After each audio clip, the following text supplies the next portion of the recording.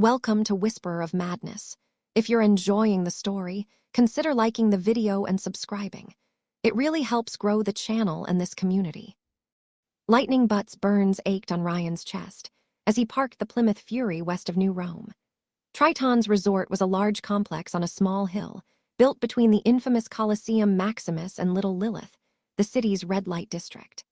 Glass domes and tall white spires coexisted with elevated pleasure gardens, tennis courts, and thermal pools, while the wealthiest clients could enjoy an unbeatable view of New Rome's coast. Like almost all properties owned by the Augusti, it embraced a Roman architectural style. Statues of Venus and Mars, the gods, not the genomes, made love on a fountain, right next to the parking lot. Clients walked in through different entrances, based on their status. Most of the clientele walked through a large yet elegant stone archway, while VIPs used a glass elevator to skip straight to the higher floors. Ryan had traded his bathrobe for his usual clothes, though he wore no mask or hat for once. Livia sat at his side, wearing a blue skirt dress that left her legs and back exposed. A silver necklace glittered around her neck, and a white rose ribbon kept her hair bound. She looked great, but Ryan thought she could wear anything and still dazzle him. "I should come over to your place from now on," she said out of the blue. No kidding. "I could get used to the shock treatment," Ryan mused, but it didn't make her smile. "Or how about we rent something and move in? We should wait a few months to go down that step, yes," she giggled. "Ryan, if you think you have seen my father angry, then imagine him with empty nest syndrome. It's better I go home after our dates from now on. What was your dad even doing standing motionless in the kitchen, asserting his dominance over the pastries?" Her gaze turned distant. "Dad is not well. Sometimes he doesn't move for hours. Because of his tumor," she nodded sadly. "That's why he rarely leaves his house anymore, am I right? I would rather not talk about this right now. I would rather talk about us." Livia sheepishly joined her fingers, hesitating a few seconds before asking a question. "What will we be, Ryan?" "Someone asked me that before," he replied, thinking of Jasmine with nostalgia. "Back then, I answered a summer fling." Livia frowned at him. "I don't want us to be a summer fling." "Me neither." Once, Ryan had been afraid of intimate romantic relationships and the commitment that came with them.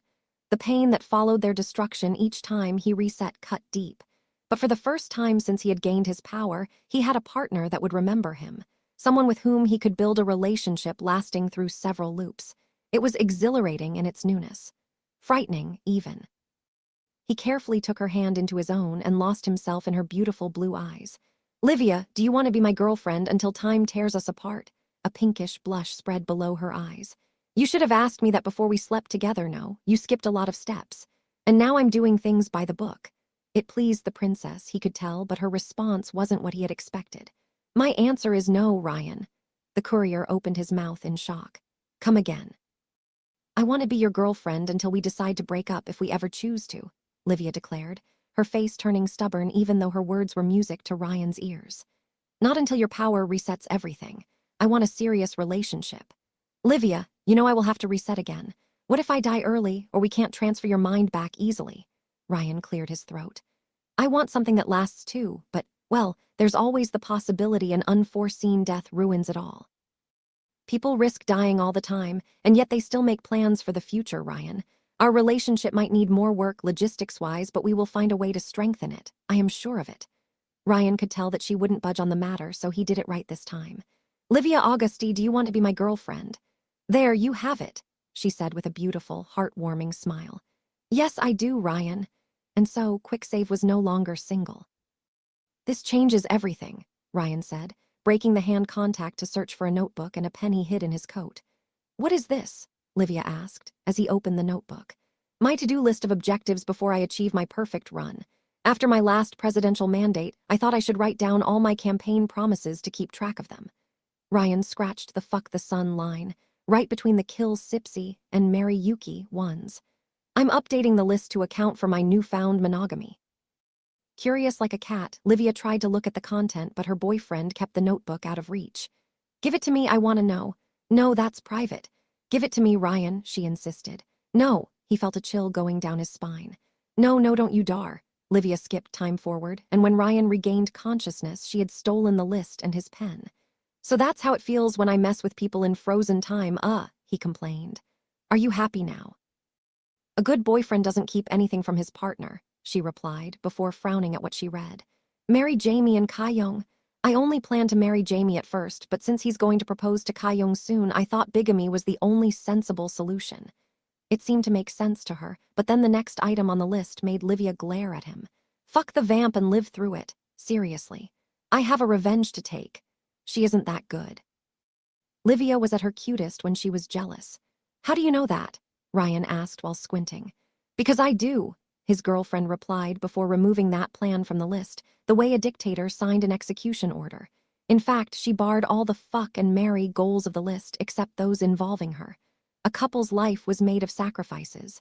You truly made a plan for your final loop, Livia said, as she kept reading. Though I'm a bit worried by the kill list. Well, at first I only wanted to find Len, but I kept adding new objectives, Ryan admitted. It's not my fault if this city crawls with assholes who need to be put down. Bully Luigi, save New Rome, take over the metagang, cure the psycho condition, blow up the Bliss factory, she frowned. Prevent the lepromatia, is that even a real word? I'm working on that one. Livia waited for him to elaborate, but skipped to the next objective when he didn't. She grinned ear to ear. Reconcile Wyvern and Vulcan. Now you're asking for the impossible. It happened once, though it took the city's destruction for it. Ryan thought that though he couldn't date Vulcan due to his promise to Jasmine, he could at least help the genius turn her life around. We can't let things progress that far, Livia replied. I'm kidding, they can reconcile. You've seen it happen. All it takes is Wyvern approaching Vulcan and apologizing to her former partner. She does so after rethinking her choices, usually after Dynamis collapses. So we can steal 2 cashmere suits with 1 gun, she frowned at him, suddenly interested. Does Dynamis have a red suit in storage? You will look great in it. I think so too. Livia skimmed through the list, from the free Len from her father's shadow to bury my daddy issues, before frowning. Find the alchemist's base in Antarctica. I saw it in the purple world, but I don't know where exactly, Ryan said. Truth be told, he had wondered if this vision had been a coincidence.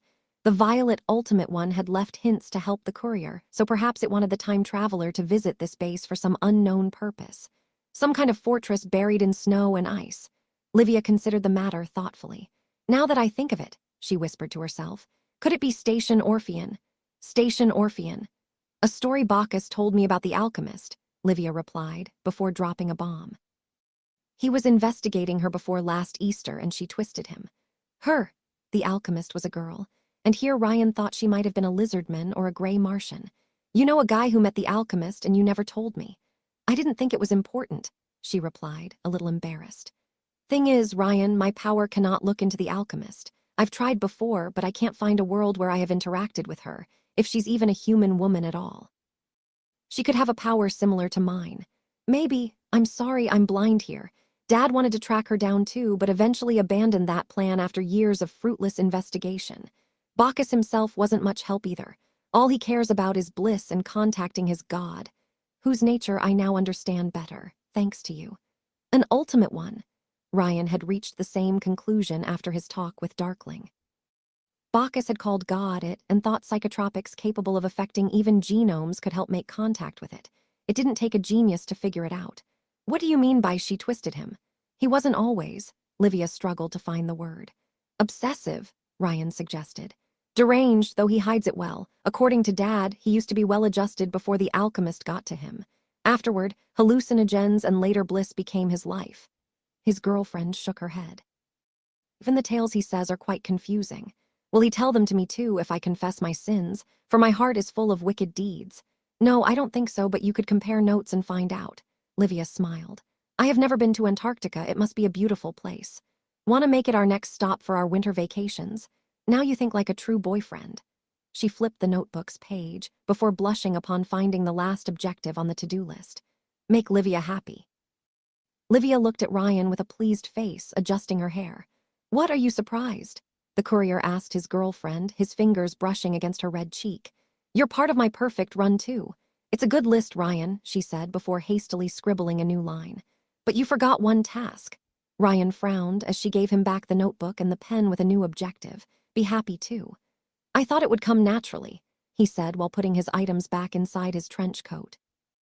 Ryan, almost all the objectives in the list are about helping other people, but never yourself, Livia said.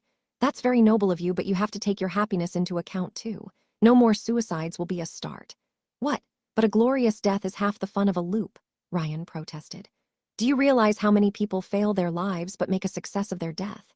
If you reload by dying, then it makes you value your life less. We'll find a better, painless way for you to turn back time. Also, no more drugs. I've seen the stuff you keep in your car and it has to go. But, no more drugs, his girlfriend insisted. I'm going to clean up your life whether you want it or not. You will embrace a healthier lifestyle. If you try to make me a vegetarian, I'm dumping you. She raised an eyebrow in a way that Ryan found positively obscene. You are welcome to taste my flesh anytime. I don't taste, he answered, breathing on her neck. I bite.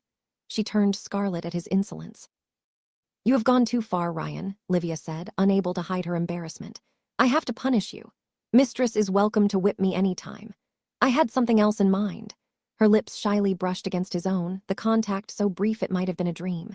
It tasted of strawberry, of her perfume and summer. She quickly pulled back, red as if she had never kissed a boy before. You stole my first kiss, Ryan responded with false shock. I was saving myself for Felix. She exploded into laughter, and Ryan had never heard a more wonderful sound. He put his hand in her hair and the other on her waist as he pulled her closer. He let Livia steal his second kiss and then his third and fourth. Afterward, the burn on his chest ached and she put a finger on his lips. We will take a bath together after patching you up, she said, her forehead against his own. I have a private spot in the resort. You will love it. Braindead should arrive today, Ryan pointed out. The plan was to torch the junkyard and bury the bunker's open entrance after the genius arrived, to make it look as if the metagang had fled the city. He will, but in the evening, Livia said, her voice soft and soothing. Until then, you are mine. He couldn't tell his lady no. Ryan offered Livia his arm as they exited the car. His girlfriend squeezed it tight. The mafia princess liked it very much when he played the gentleman. They bypassed the bouncers and took the elevator, Livia resting her head on her boyfriend's shoulder as they moved up the floors. After passing by marble corridors, the couple made their way into a mix between a parlor and a doctor's waiting room. Overstuffed, comfy leather chairs allowed one to rest while watching colorful tapestries and portraits of celebrities new and old. In fact, the staff included copies of Scarlett Johansson, Brad Pitt, and Leonardo DiCaprio. But though they had the actors' faces, they had none of the natural, easy charm. A tall man greeted them, an Italian George Clooney with familiar blue eyes and a white beard. Livia, he said, wearing a black suit more expensive than most houses. Ryan immediately identified his voice as Mars, Adam Kitty and Fortuna's father. Who is this young, gallant man with you? Luca, this is my boyfriend, Ryan, Livia paraded the courier. Ryan, this is Luca Varon, Fortuna's father. My condolences, the courier said. I admire your bravery to have raised her without going mad. My wife bears the lion's share of the blame as far as her education goes. If Mars was bothered to see his son's ex-girlfriend with another man, he didn't show it. In fact, he warmly shook Ryan's hand as if he were an old friend. Does Janus know? Instead of answering, Ryan lifted his shirt to show the burns beneath, causing Mars to explode into laughter. That's what I expected, he said. I assume you came to see my wife to remove the scars. Her and Fortuna, if she's here, Livia said. No, she said she's spending time with that mystery boyfriend of hers. Mars frowned at the couple. Do you know if he has powers? He didn't sound so friendly anymore. He can disappear at will, Ryan said, though pigeons are his kryptonite. Oh, good, Mars said, sounding greatly relieved. Fortuna seems to be taking this relationship seriously, and I was worried that she might frequent the wrong kind of person. Livia answered with a forced smile. I am not sure if he is the right person for her, but you know Fortuna, she does as she wills.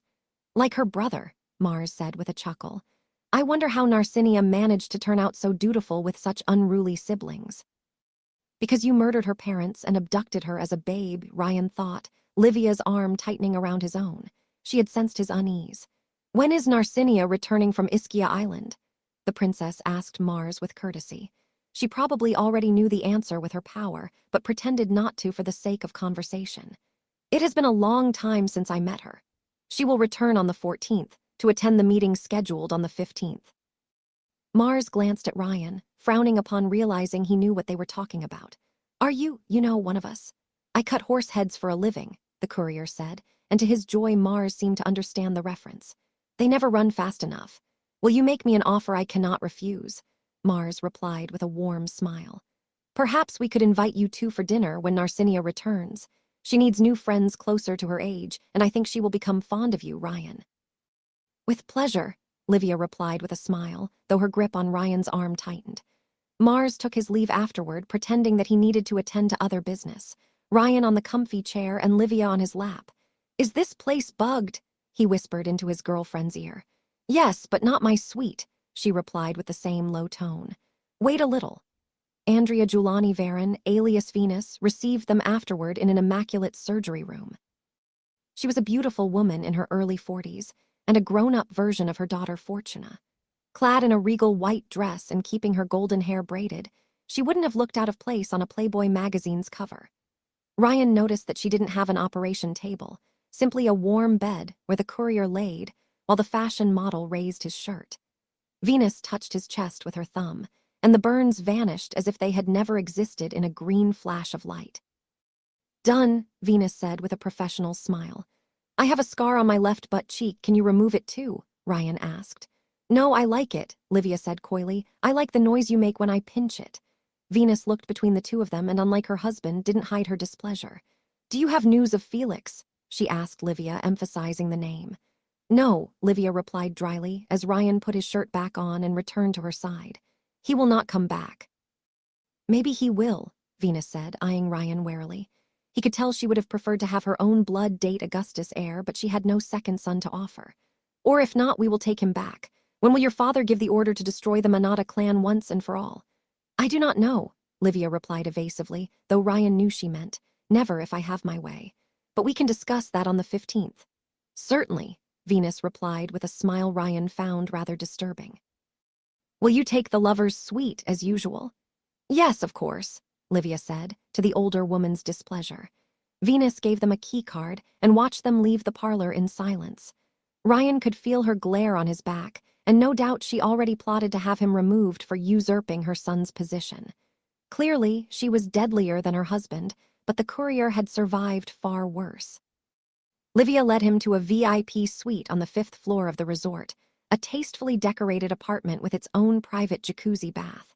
The floor and walls were made of wood, but sleek, modern appliances were cleverly hidden in sliding compartments.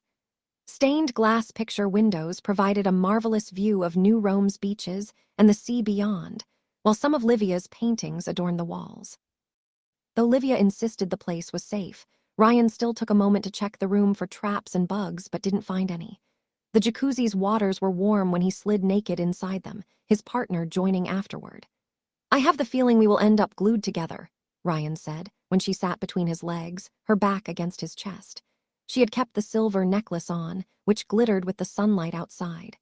Is it safe, though? Venus might have infected me with a plague or something. That's not how her power works, Livia replied while bubbles rose to the water surface. Ryan had to admit it worked wonders to ease his sore muscles after the beating he took from Augustus. She is limited to superficial aesthetic surgery modifications. She can reshape the skin, the eye colors, the hair, but not scramble your organs. But she could transform my lips and nose into a patch of skin and asphyxiate me. She could, she admitted, grinning at him. But only if she maintains physical contact. Good to know. I don't want to go to that dinner, Livia admitted, her head resting on Ryan's shoulder. I adore Fortuna and Narcinia, don't get me wrong, but Venus will try to break us up and Mars will make racist remarks towards normies. You'll see. Why accept the offer then? You don't need the parents. Fortuna couldn't stand her mother in particular, and Narcinia would probably follow suit upon learning the truth of her parentage. I mean, we could organize a party at Jamie's place and invite the Varon sisters there. I have to keep up appearances if I am to inherit the organization and reform it, Livia replied. Mars and Venus are my father's followers, but I fear I pushed him hard enough as it is. A few smiles will buy us peace of mind. Ryan looked at her closely and put his arms around her waist. He could tell she was thankful for the comfort. Is this place a brothel besides a luxury resort? He asked her. Ryan had noticed copycats of actors chatting with clients in a way that seemed dubious. This is the epicenter of New Rome's prostitution business. Yes, Livia said with a saddened frown. Venus uses her powers to reshape faces and bodies to cater to all tastes. Some people are willing to pay fortunes to sleep with their favorite actors or heroes. I heard the Wyvern double is very popular. Does Vulcan visit her often? Livia chuckled in response, but didn't answer. Do you want me to destroy this place like the Bliss factory? Her fingers brushed against her silver necklace, her face thoughtful. Would you do it if I asked? Yes. He nuzzled her cheek gently. Livia, I don't want you to wear a mask, not even at dinner. If this place and the people that run it make you unhappy, I can tear it down and free you from them. Could you do that bloodlessly? She asked, her gaze distant. I can do anything, given time. But not without sacrifices from your part, and as I told you before, I won't have you martyr yourself for my sake. Livia played with her hair. Truth be told, I'm not sure what to do about this place. Evil things happen here, but most of the resort's activities are legitimate. What am I to do with the employees that work in the resort for an honest living? I don't want innocent people to lose their livelihood, Ryan. And what blood sacrifices take place behind closed doors? I know Venus and her husband use the place to get clients addicted to Bliss for a start, Livia said grimly, or produce dirt and blackmail material. I have a cure for Bliss addiction. Ryan had been considering introducing it to Kai-Young since she seemed to still struggle with the temptation. You do? Livia asked, her eyes widening. Endorphin blockers, Ryan said with a shrug. It was the solution he had found back when he ended up addicted to the stuff, back in an old loop. It's pretty easy to manufacture with the right equipment. You could create a rehab clinic. That's an interesting idea, but one that my father won't like one bit, Livia said with a frown. But I will keep it in mind. For now, we can focus on Narcinia's future. In the end, much like with Len, it all came down to her father. No matter the good Livia wanted to do, as long as Augustus lived, her family's honest activities would only be a smokescreen for Lightning Butt's insidious, insane goals. Much like how Bloodstream's embers of humanity had only served to hide the monster he had transformed into. There would come a time where Ryan would drag Mob Zeus and his so-called Olympians down from their mountain to make sure they could no longer threaten anyone, for her sake. The conquest of Mecron's mainframe could be summed up in one sentence. They came, they saw, they lucked out. That's painful to watch, Bianca said, as Ryan played a movie montage in the recreational area. He had set up a large-screen TV near the bar, allowing Sarin, Eugene Henry, and the orphaned children to watch the adventures of Lucky Girl in high definition. Shroud also talked to Fortuna away from the group, or rather at her. The Auguste scowled while petting a cleaned-up Henriette between the ears and spoke one word for 10 of her boyfriend, S. As Ryan had expected, the living Lucky Charm had tremendously helped in accessing the bunker's mainframe. The Time Travelers' Presidential Coalition had raided it as soon as Alchemo and his daughter arrived, with cameras catching everything. In the end, Ryan compiled the best bits for posterity. And what a collection it was. From laser guns blowing up in robots' faces, to friendly fire and the ceiling miraculously collapsing, this movie had it all. The children couldn't stop laughing. And now this is the best part, Ryan said, zooming at his favorite scene. Two one-eyed robots threatened Fortuna with a cannon weapon larger than they were inside a metal hall, the distance between the machines and the genome no more than 5 meters. This is a Gauss railgun. Mecron invented them to destroy aircrafts and battleships. The scene unfolded in slow motion, an electromagnetically accelerated 300 round surging through the air at a helpless Fortuna. Mecron's robots had used a weapon meant for battleships on a human being, and they missed. The projectile had curved in the air and pierced the wall behind Fortuna. Although the impact threw metal splinters in all directions, they miraculously avoided Lucky Girl and turned her attackers to scraps. It had been the high point of Fortuna's luck streak. Afterward, though, Mecron's robots had figured out that her power only affected events within a short range, less than a 10 meters radius from what the courier had gathered so far, and two, couldn't negate other genomes' powers. True, it could alter probabilities to make bullets miss, but it couldn't prevent Atom Cat's explosions, for example. Ryan figured that Fortuna's power was the opposite of Pluto, altering this reality's causality to work in her favor instead of cursing a foe, with the keyword being this reality. Lucky Girl's divine protection couldn't interfere with powers from other colored worlds, only with their indirect consequences. Long-distance abilities could harm her. So instead of using submachine guns and normal weapons, the robots sent the telekinetic machine that splattered the reptilian during Ryan's first presidential mandate. The creature would have crushed Fortuna into mincemeat from a safe distance had the courier and the panda not intervened. And as it turned out, Mechron's bunker had more than one of such machines to throw at invaders. Though Ryan's group included heavy hitters such as Livia, Shroud, the panda, and other allies, it had been a close call in the end. "This is disgusting," Saren said at the scene. "Just disgusting. I'm afraid of scissors, and that girl, she just gets everything handed to her." She turned to face Fortuna. "How does it feel to have it all so easy?" "Oh," Fortuna raised her reddened eyes in confusion. She clearly hadn't slept in a while. "It's nice." "Fortuna," her boyfriend tried to speak. "Don't say a word to me." Fortuna's rebuke made Shroud flinch, which Ryan found very, very wrong. She had been in a foul mood even before the raid, but he had yet to see her truly angry. Henriette licked her hand as the young woman petted the dog behind the ears. "At least you care." It seemed that Fortuna not only gave the cold shoulder to her one true love, but also transferred her affection to Henriette instead. She had cleaned the dirty dog and more or less adopted her.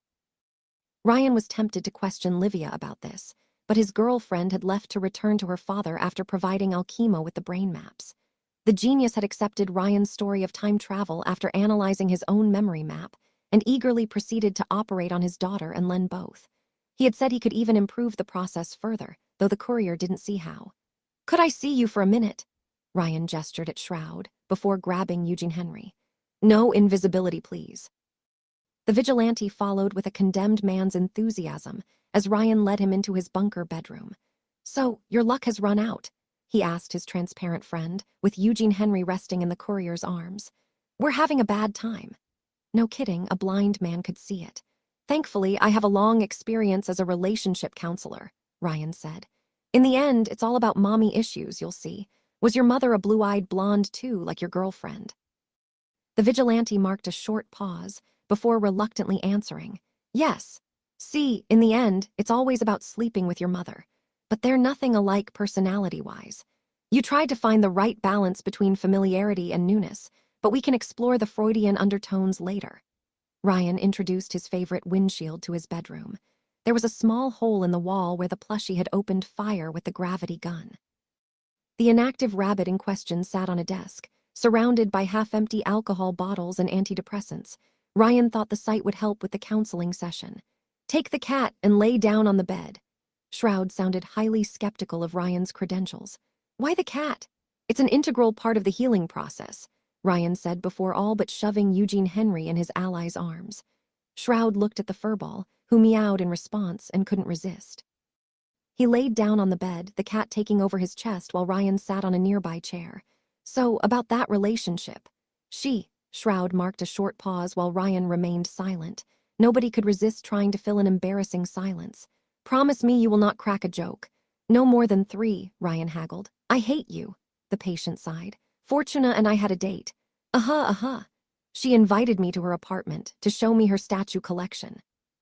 "She wanted to sculpt you like her French boys." A worrying thought crossed Ryan's mind. "Wait, are you naked beneath your glass costume? Would that mean you are technically flashing my cat right now?" Shroud marked a short pause, Eugene Henry sleeping peacefully on his chest. "I wear clothes beneath my costume," Ryan sighed. "Disappointing. In any case, Fortuna, how to say this? She needed a plumber, so you played Super Mario Party?" Ryan asked. "Did you get past the tutorial?" No, I." Vigilante's embarrassment told Ryan that he had nailed it. "We kissed, but when she started removing my clothes, I couldn't. I mean, yes, I was attracted to her, but not like this." "Not by lying?" the courier asked, sympathetic. There was a joke to make here, but he had enough respect for the couple to hold his tongue. Still, Shroud was okay with assassinating people, but not lying to the girl he was sleeping with. Where was the logic in that? Mr. Safelight let out a sigh. "I confessed." "Everything?" "No, of course not," Shroud replied angrily. "That would have been unprofessional. Transparency is key to a successful relationship." "I'm sure this cleared things up about where we stood," the vigilante deadpanned. "I told her that I came to New Rome to strike at the Augusti Syndicate, and that I was always around to accidentally protect her from dangers because I caused them in the first place." Ryan couldn't fault Fortuna for giving her boyfriend the cold shoulder, after learning he had attempted to assassinate her and others. "She hasn't blown the whistle on you, though." "I told her that I thought she was a merciless killer like her teammates. Before seeing her in action changed my mind, and that I put a halt to the sabotage campaign, Shroud replied. She started defending the Augusti, and when I listed all the people her father Mars had murdered over his career, she denied everything and told me to storm off. I almost did, but the door and curtains wouldn't open. In the end, I slept on the couch, and she has given me the cold shoulder ever since. If her power is still trying to set up romantic situations, then this ship hasn't sunk yet. Shouldn't it? Shroud asked with a sigh. I mean, I'm starting to grow fond of her against my better judgment, but she's in complete denial about her organization's true nature. I should have pushed her away more firmly and focused on the missio. Stop right here. Sasuke, you're parking in a no-emo zone, Ryan interrupted him. If you go on about how you should have dedicated your heart to darkness, or put the mission above everything, I'm kicking you off of this team. But what if she tells her parents? Shroud snapped back. What if she blows the whistle about this place, about us? I'm not even sure why she hasn't already. Because her brother told her similar things when he left, and it's eating away at her. Ryan suspected that deep down, Fortuna had some doubts about her parents' true nature and that of her associates, but it would take a shock like Pluto ordering a hit on her brother to wake her up. Did you tell her the truth about her sister? No, maybe I should. Too much, too soon, Ryan said. I'll consult Livia. Lucky Girl would react better to the truth if it came from her best friend's mouth. The vigilante sighed in defeat. I should take the hint and break it off. Her power has a shorter range than mine. It can't force us to spend time together if I stay away. I knew that from the start, and I shouldn't have let it progress this far. Livia and I threatened each other the first time we had a heartfelt conversation, and I think we are building something solid now, Ryan replied with a shrug. Give Fortuna time to digest the truth, and this relationship another chance. Her guardian angel wouldn't work so hard to keep you two together if it didn't feel you would make a good couple. And I don't think you would have stayed with that walking rabbit's foot if a part of you didn't like her. Shroud scoffed, Eugene Henry snoring on his chest. I like her, quick save, but not enough to let her parents get away with their crimes. There was a loop where she understood their true nature, Ryan said, though he had no wish to repeat that one. The sight of Fortuna bleeding to death in her brother's arms still haunted him. Maybe she will get it this time around too. It's too early to choose yet, my translucent friend. Once things are clearer, you can decide for yourself whether you want to pursue her or call it off. Shroud petted the cat.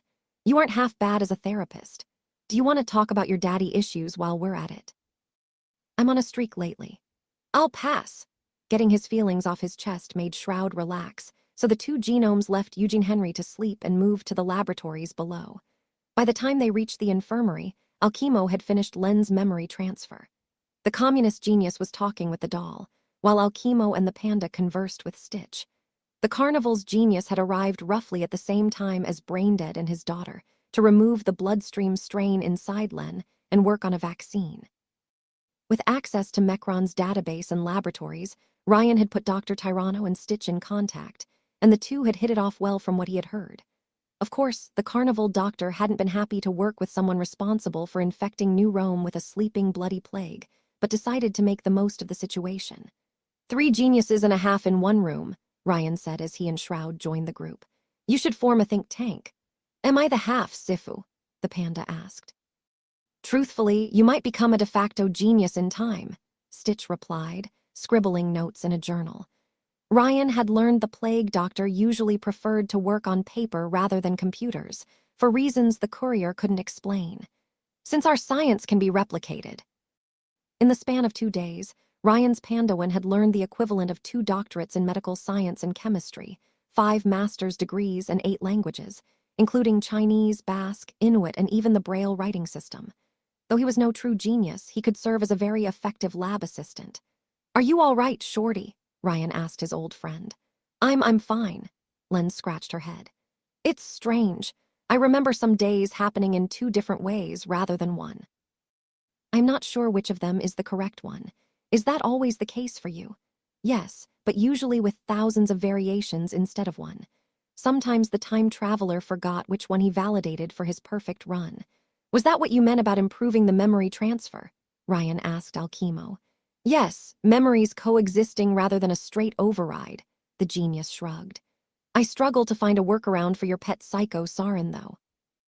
I work best with nerves, not gaseous molecules. Shroud crossed his arms, appraising Alchemo closely.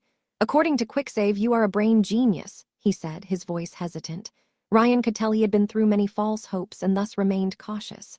Could you heal a woman with severe brain damage? That depends, Alchemo said, ever the opportunist. How much is she worth? The doll pinched the genius metal arm. Dad, we spoke about this before. You will be the death of me, Braindead complained, but gave in quickly. He could never say no to his daughter. I can treat dementia, Alzheimer's, all sorts of brain damage. Give me that woman's medical data and I shall see what I can do. Shroud bowed in deep gratitude. You have my most sincere thanks. Don't thank me, thank my naive daughter and her bleeding heart. The doll smiled in response. Dad, one day you will understand that helping others is a reward in itself. Can you eat happiness? Alchemo replied with a cranky tone. Or sell it.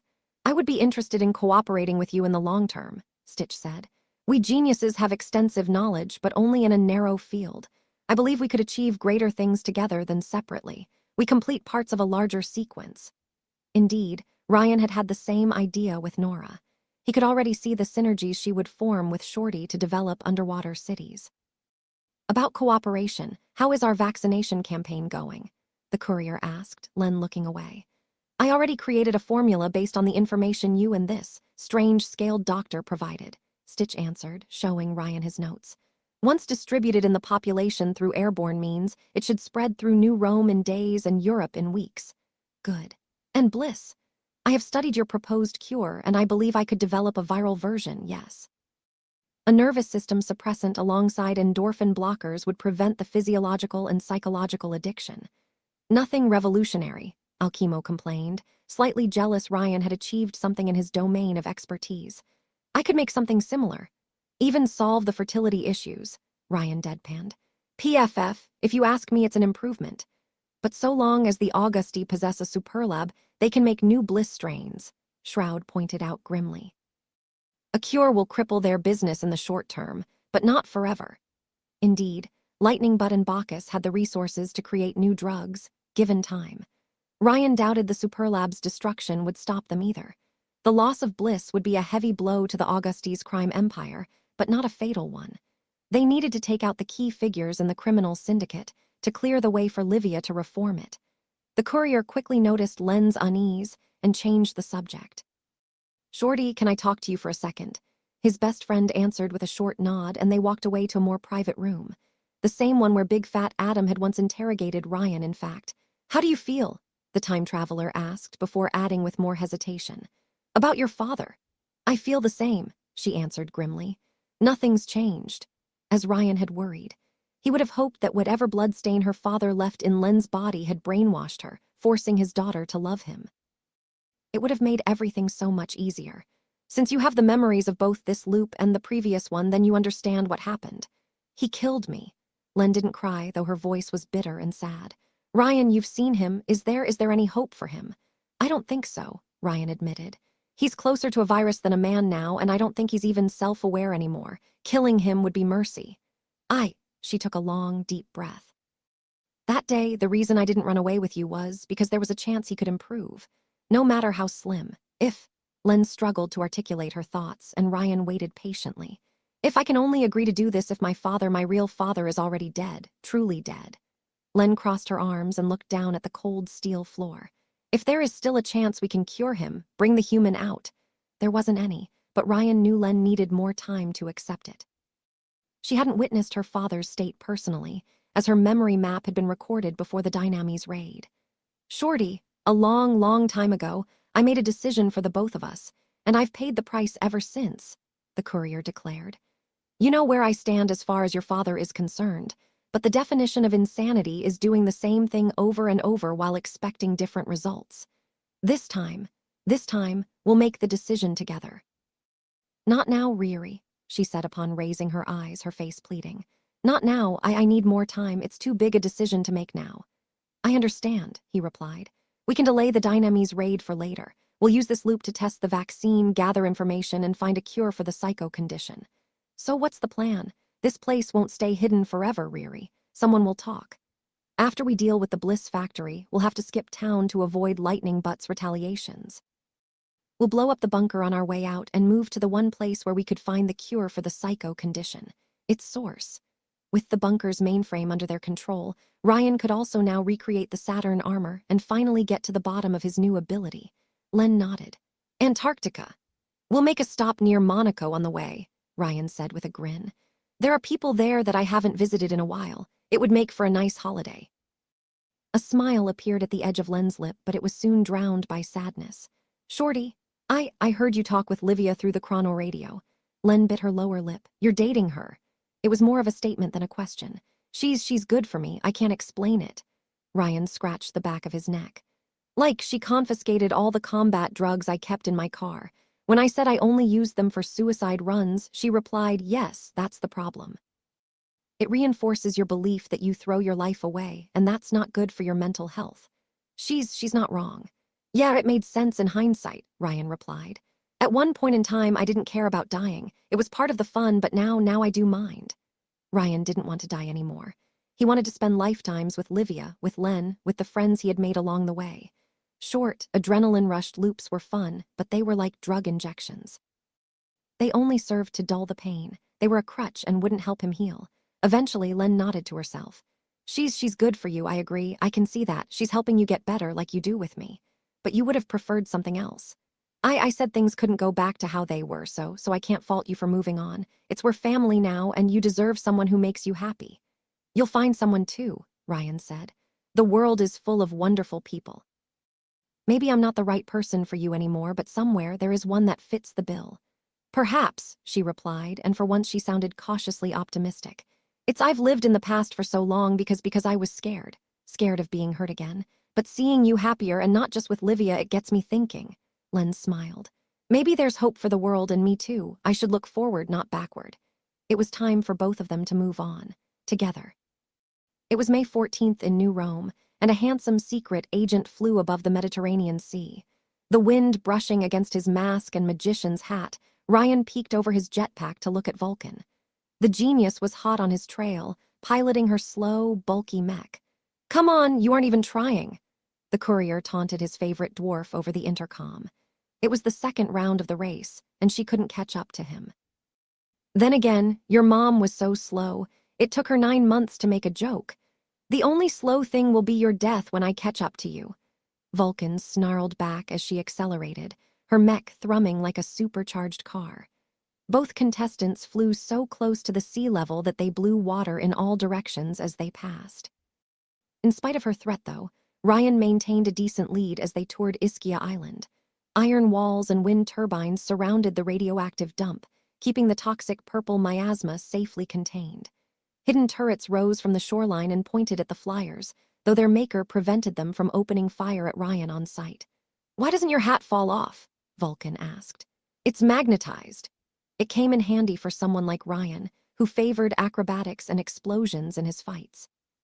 Also, you're so slow, you make the post office look efficient. You're so fast, your girlfriend is always left disappointed. Ouch, Lobo, this meant war. Oh, look, a wyvern. Ryan pointed a finger at an empty spot of water on his left. To his amusement, Vulcan did cock her head in that direction. Where? She asked before realizing her mistake. You bastard, you will die for this. Ryan laughed, only for Vulcan to actually open fire with a volley of missiles. The courier had to freeze time to dodge them all. You bastard, you cheated. His rival complained when time resumed. We said only tech. I lied. Ryan cackled like a maniac. I lied about everything.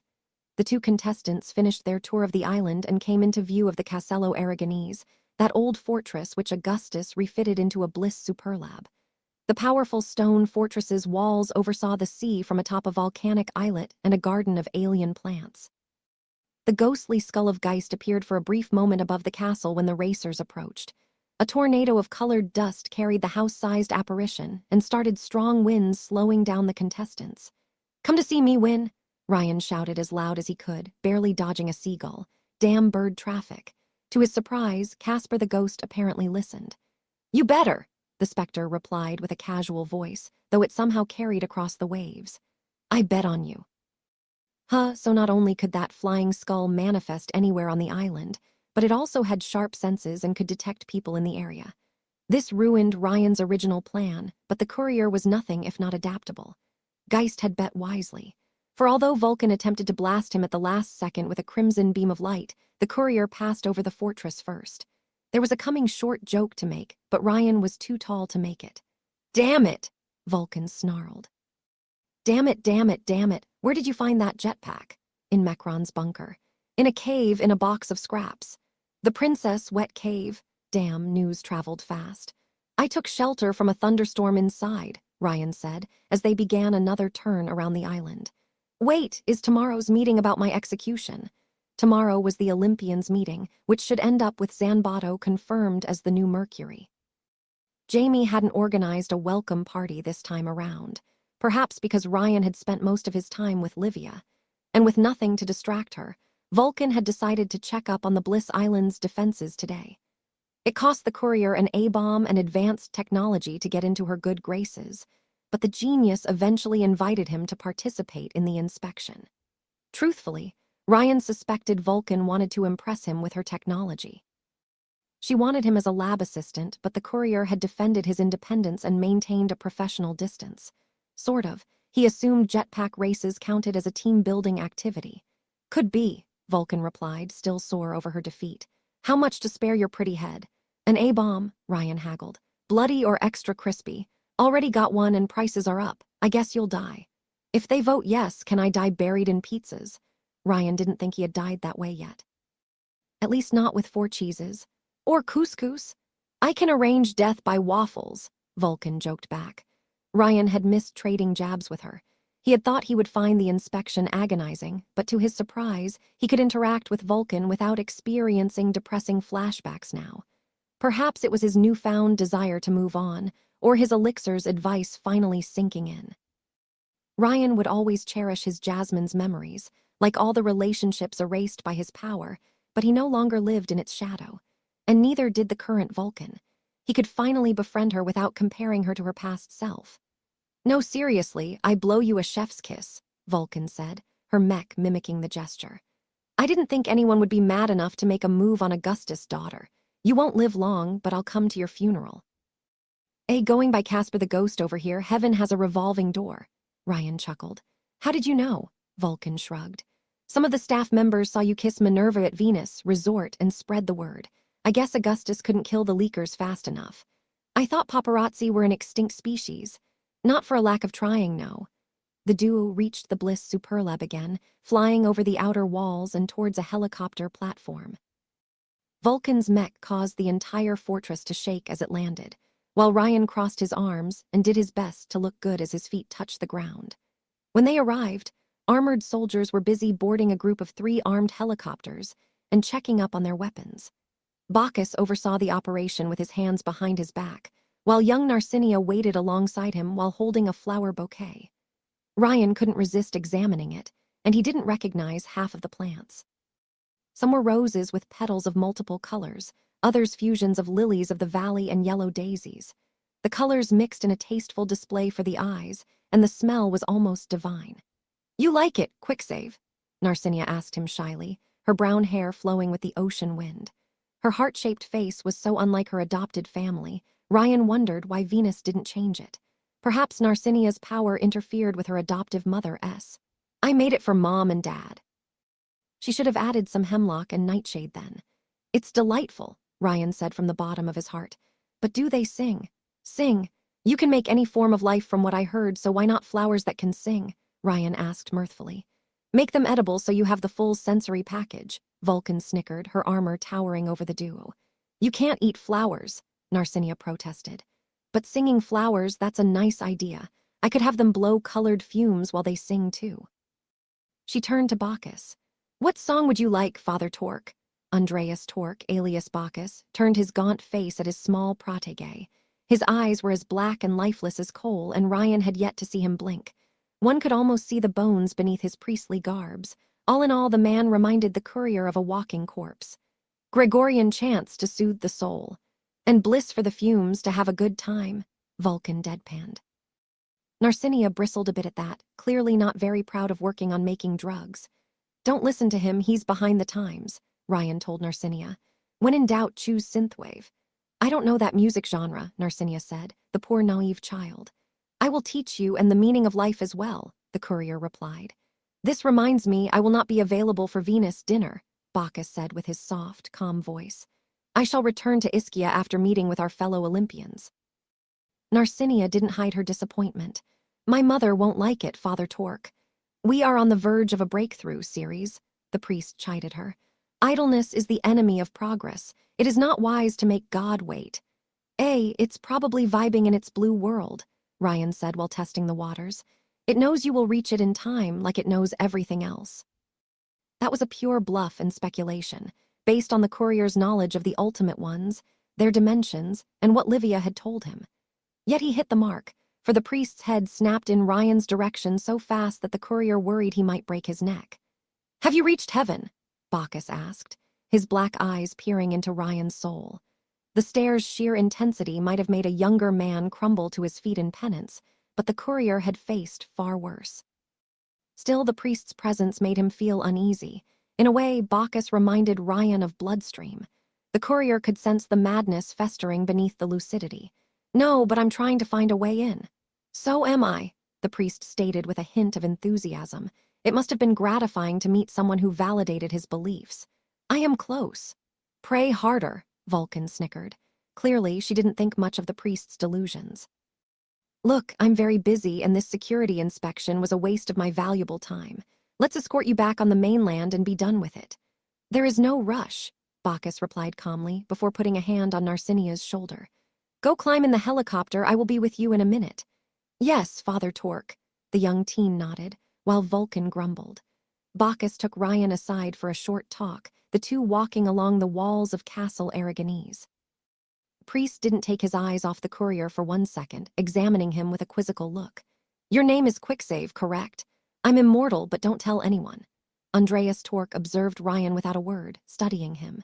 He was probably trying to remember every tidbit of information he might have had on the courier, but came up short. He would certainly question the other Olympians at the meeting and investigate the time traveler afterward. How did you find your faith? Bacchus asked. There must be a fascinating story behind your quest. I have been to hell before, so I figured I should check out the other place, Ryan joked. A worthwhile goal, but I require a straight answer. Ryan could tell this man could smell falsehoods like Luigi, and he didn't even need a power to do so. Well, Father, the courier looked around himself as fearing he would be overhead before whispering into the priest's ears. I have met a local. A local. From these higher dimensions. Bacchus' eyes seemed to shine for a brief instant. How? An elixir opened the gate for a brief moment. That was only half a lie, too. A deity lurked on the other side. It seems we shared similar revelations then. Bacchus shivered in pleasure, as if reliving the moment. I only tasted heaven once when I consumed my elixir, and I have yearned to return to it ever since. Ryan remembered his brief stay inside the black world, and what Bloodstream once told him about the green hell he had glimpsed in his dreams so many years ago. Back then, the courier had thought it was mere delusions, but now he understood that his adoptive father had observed the green world. From what the time traveler gathered, the colored dimensions exerted a powerful hold on genomes. The ultimate ones attracted lesser beings to them like a moth to a flame. The priest must have contacted the blue ultimate one, which permanently affected his mind. I have been investigating these higher realms since, Father, Ryan said, trying to play on the priest's obsession. When I saw this deity, it was bliss beyond words, an ascension to a higher state of being. So you understand how I feel.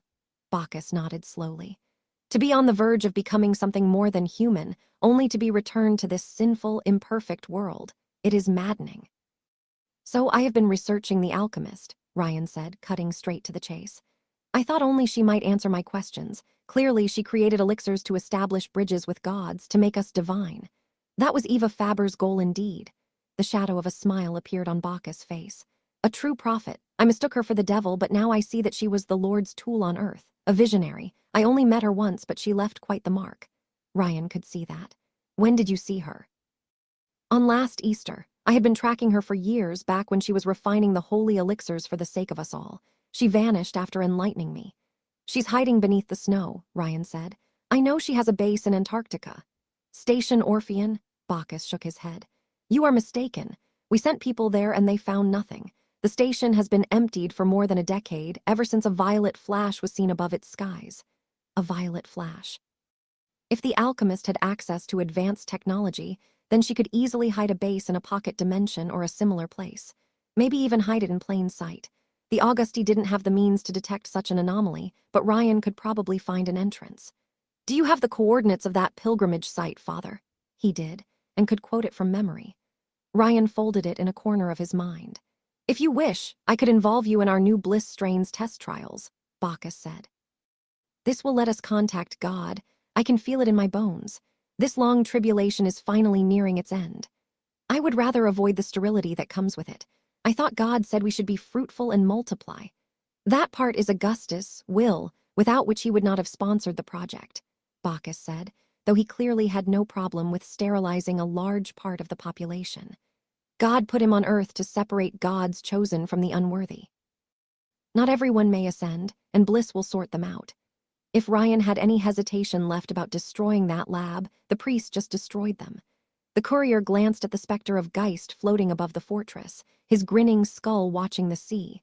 How far could he sense invaders? For the operation's sake, Ryan hoped that it wasn't much.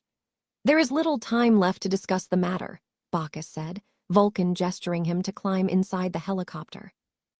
But once I am done with more secular matters, we will delve into the higher mysteries together. I am sure we can help each other. Bacchus boarded one of the helicopters at last, the vehicles flying away from the island with Ryan and Vulcan on their tail. The priest and Narcinia never crossed the sea without heavy escort, perhaps in case Wyvern or members of Il Miglier decided to ambush them. Ryan knew nothing would happen. Though the party at Jamie's place didn't take place this time around, the priest and Narcinia had made their way to the meeting without incident in previous loops. With the metagang shattered, no one would interfere. No one but Ryan. The courier half considered having the priest perish in a tragic accident, but he traveled in the same helicopter as Narcinia. Besides, slaying a priest wouldn't have been very Catholic. Permission to return and laze around at home, Herr General. Ryan asked Vulcan over the intercom as they crossed the sea and the helicopters landed safely near the old harbor. Permission to get out of my sight granted, minion, Vulcan said before adding. Come check out my lab tomorrow after the reunion. You're wasted on the field. She wouldn't give up on that internship offer. I'll consider it, Ryan lied. Vulcan grunted and flew away, back to her base. Instead of returning home, though, the courier deviated from his course the moment he was out of sight. He turned his jetpack towards the sea and Ischia Island, careful to fly low enough to avoid notice by eyes and radars both. They're gone, Ryan said over the intercom. Where are you? 400 meters northeast, Shorty answered. The courier quickly reached the meeting point, a solitary rock rising from the sea close to Ischia Island. The Mecron submarine's periscope looked over the water, with part of the tower staying hidden behind the stone. Shorty and Saren waited on it with an enormous suitcase, while Ryan noticed the edge of Shroud's glass armor as sea droplets hit its transparent surface. Right on time, Ryan said as he landed on the submarine's tower and set aside his jetpack. It should just be Geist, turrets, and mooks now. Just an invincible ghost and a few hundred men, you mean? Saren grumbled angrily. She hadn't been on board with the plan and went along only because Ryan's think tank had made progress on the queue. What about the security system? Shroud asked.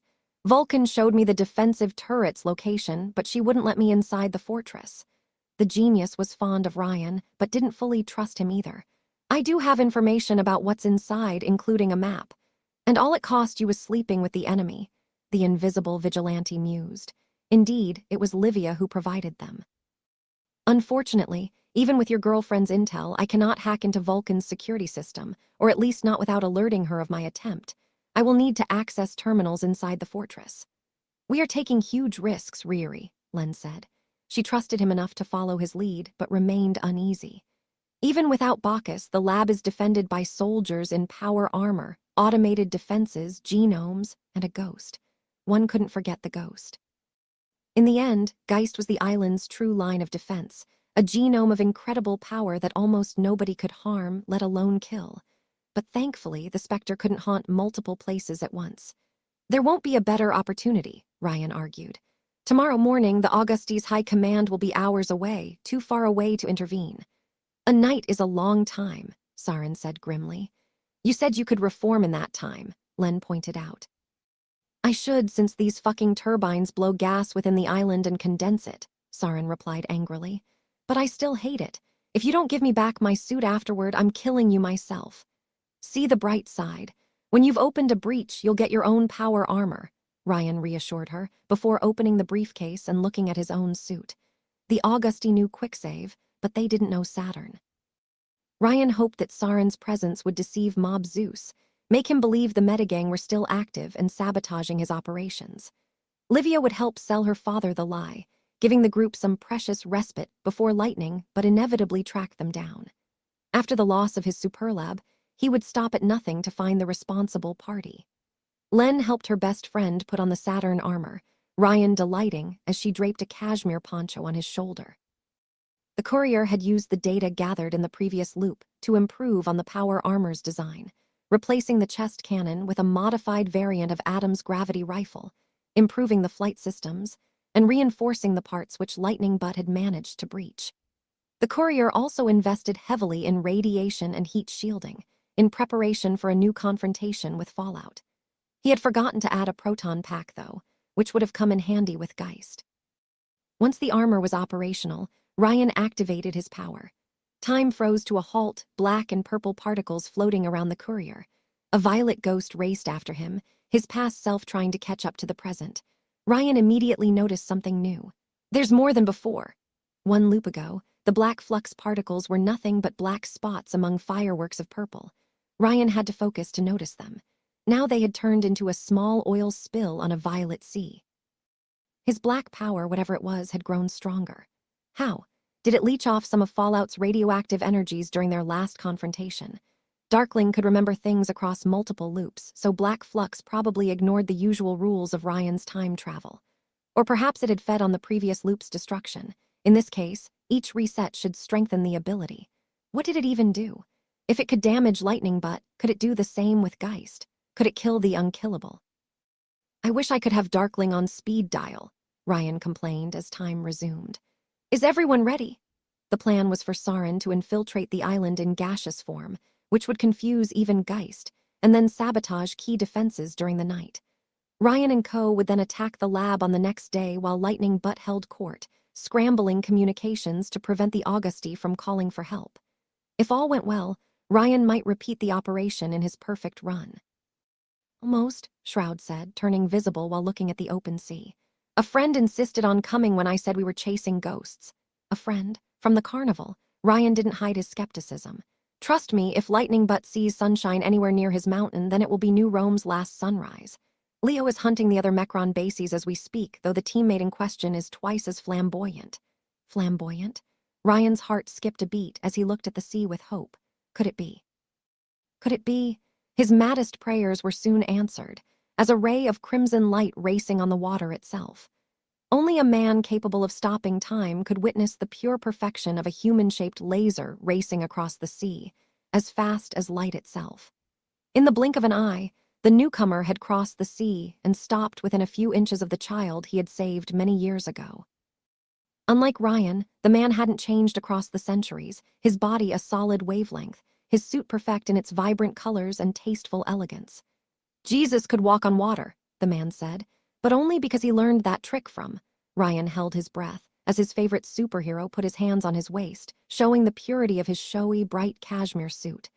Mr. Wave! Ryan squealed like a rabid fangirl, much to his team's embarrassment. Ryan thought this run would have been an Augusti one. Joining the mafia organization, climbing the ranks, perhaps challenging the Big Thunder Man for his daughter's hand. But as he prepared to assault the Bliss factory with a ragtag band of misfits at his back, Ryan understood he had been mistaken. This run was a hidden, yet unexplored route. The carnival route. Ryan and Shroud floated far above the Bliss factory, hidden inside a cloud, the former carried by his armor's propellers, the other by his own power.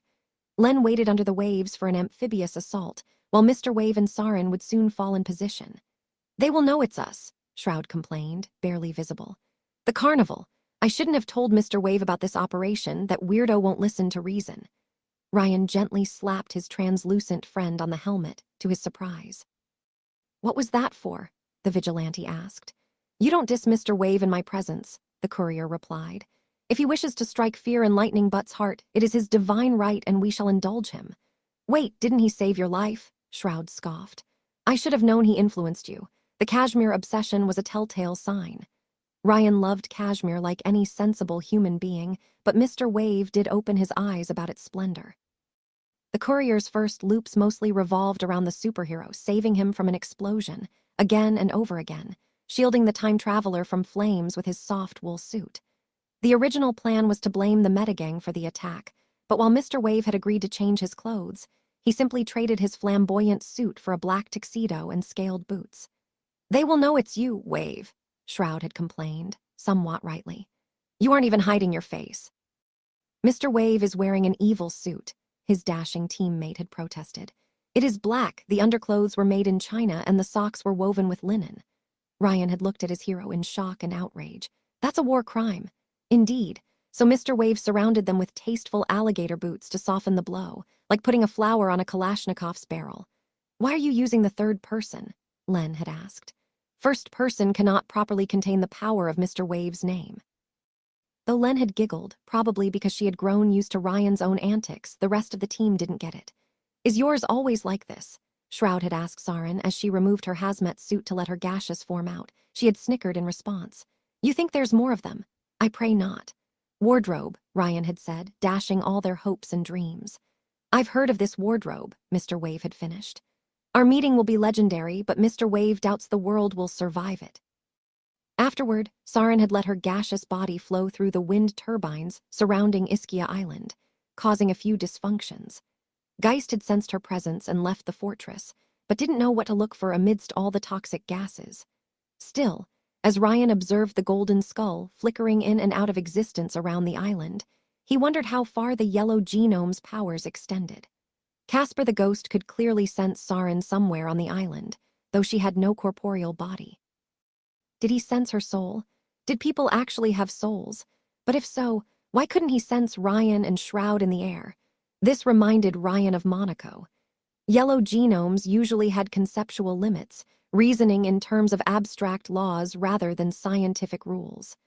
Perhaps Geist could only detect people who technically set foot on his haunting ground, or something like that.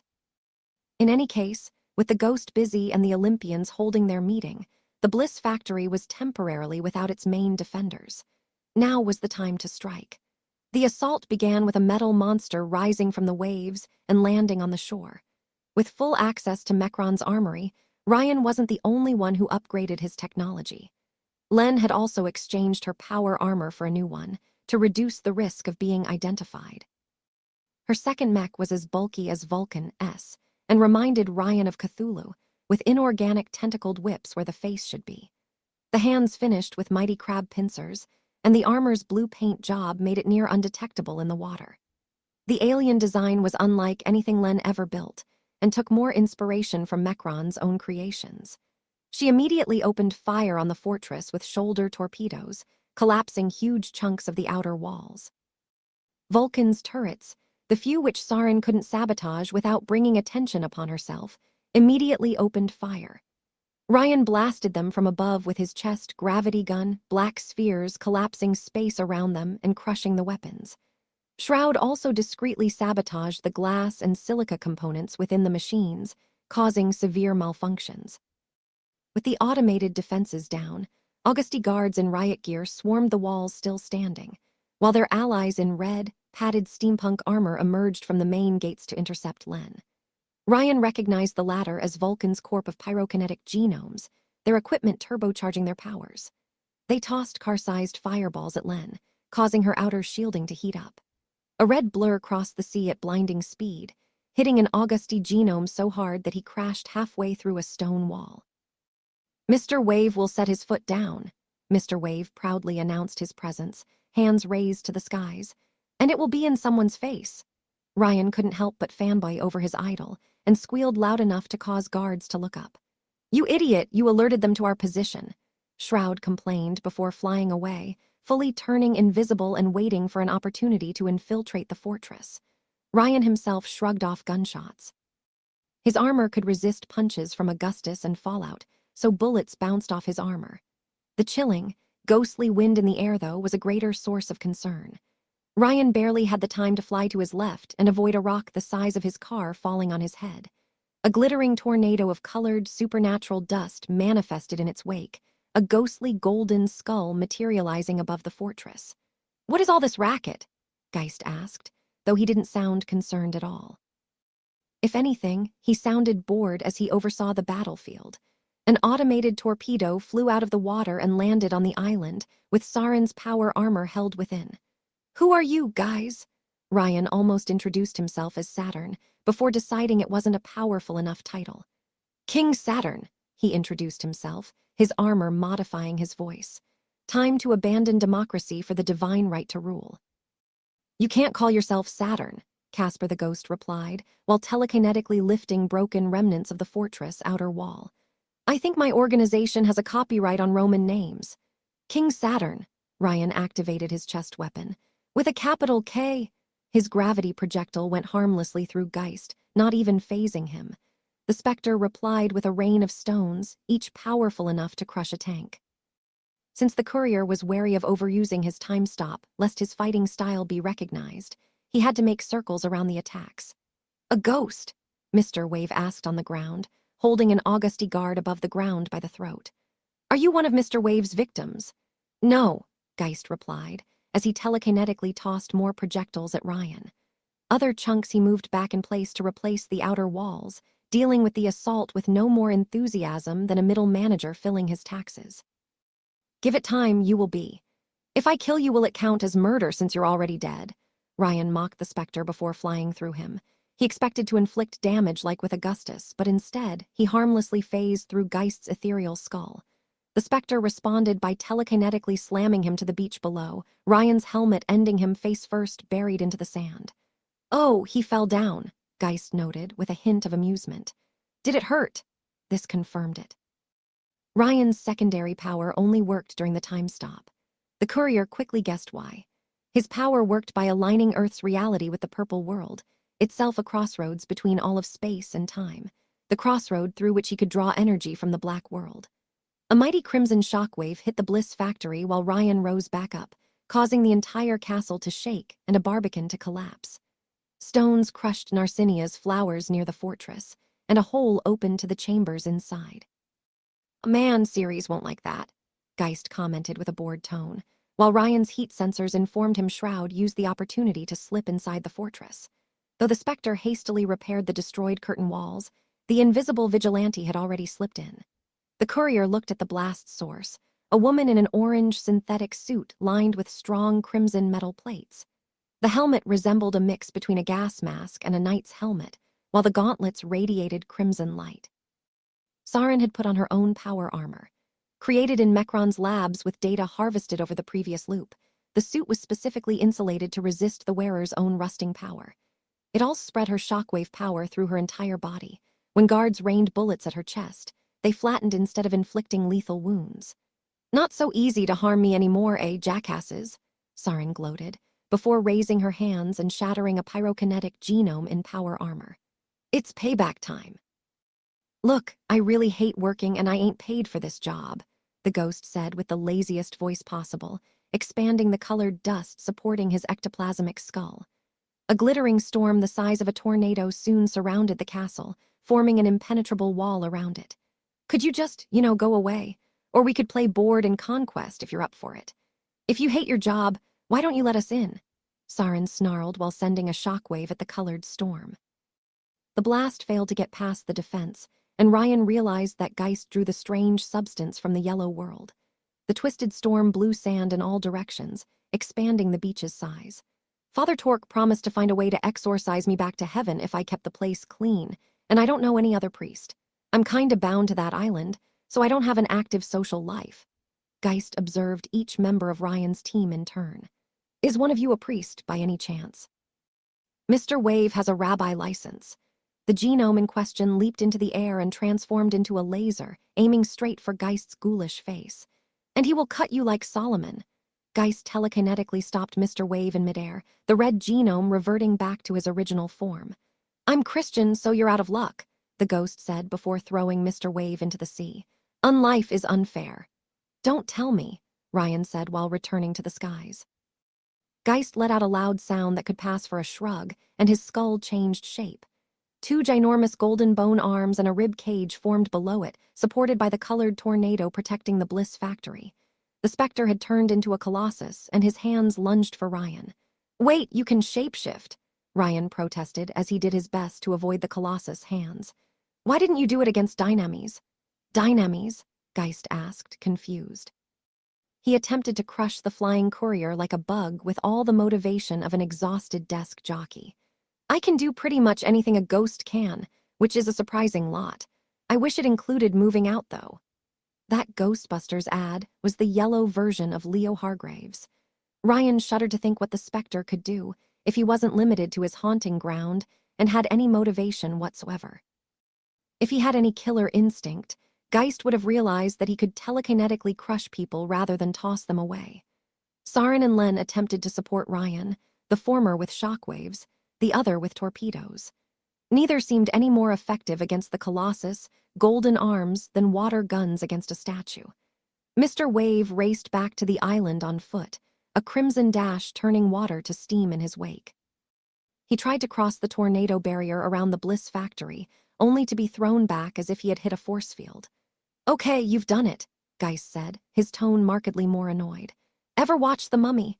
1932 or 1999? Ryan asked, before realizing what the Spectre had in mind. Oh, 1999. The beach below the flying courier began to shift and twist, forming waves like a raging sea. Len and Saren were buried beneath them, alongside most of the defeated guards, while Mr. Wave had to run away in laser form. The beach then started to rise, a sand tsunami forming at Geist's will.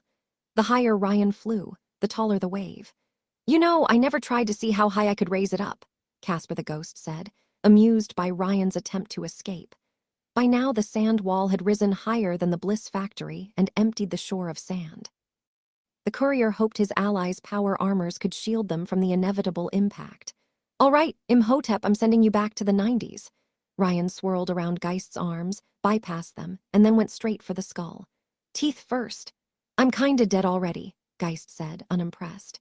He didn't even bother to cover his skull with his giant hands, so confident was he in his immortality. Even Cancel and Pluto couldn't put me 6 feet under for good.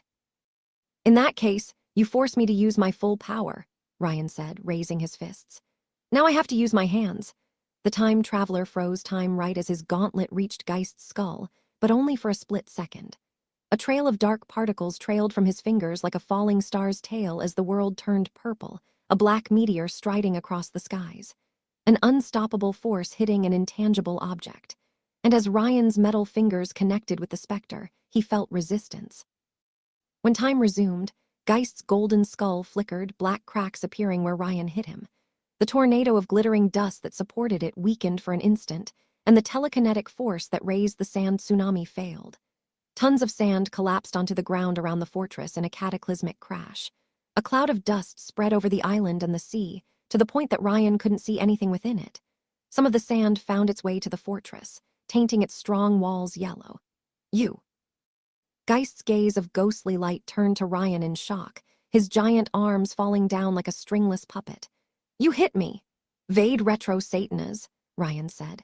Below, the dust had died down and Saren propelled herself out of her sand prison with a shockwave.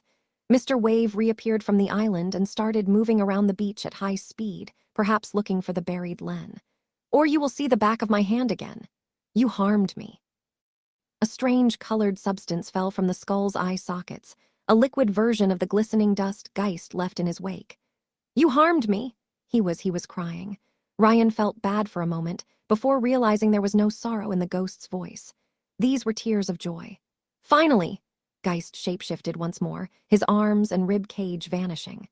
The colored tornado that shielded Castle Aragonese vanished, leaving the Bliss factory defenseless.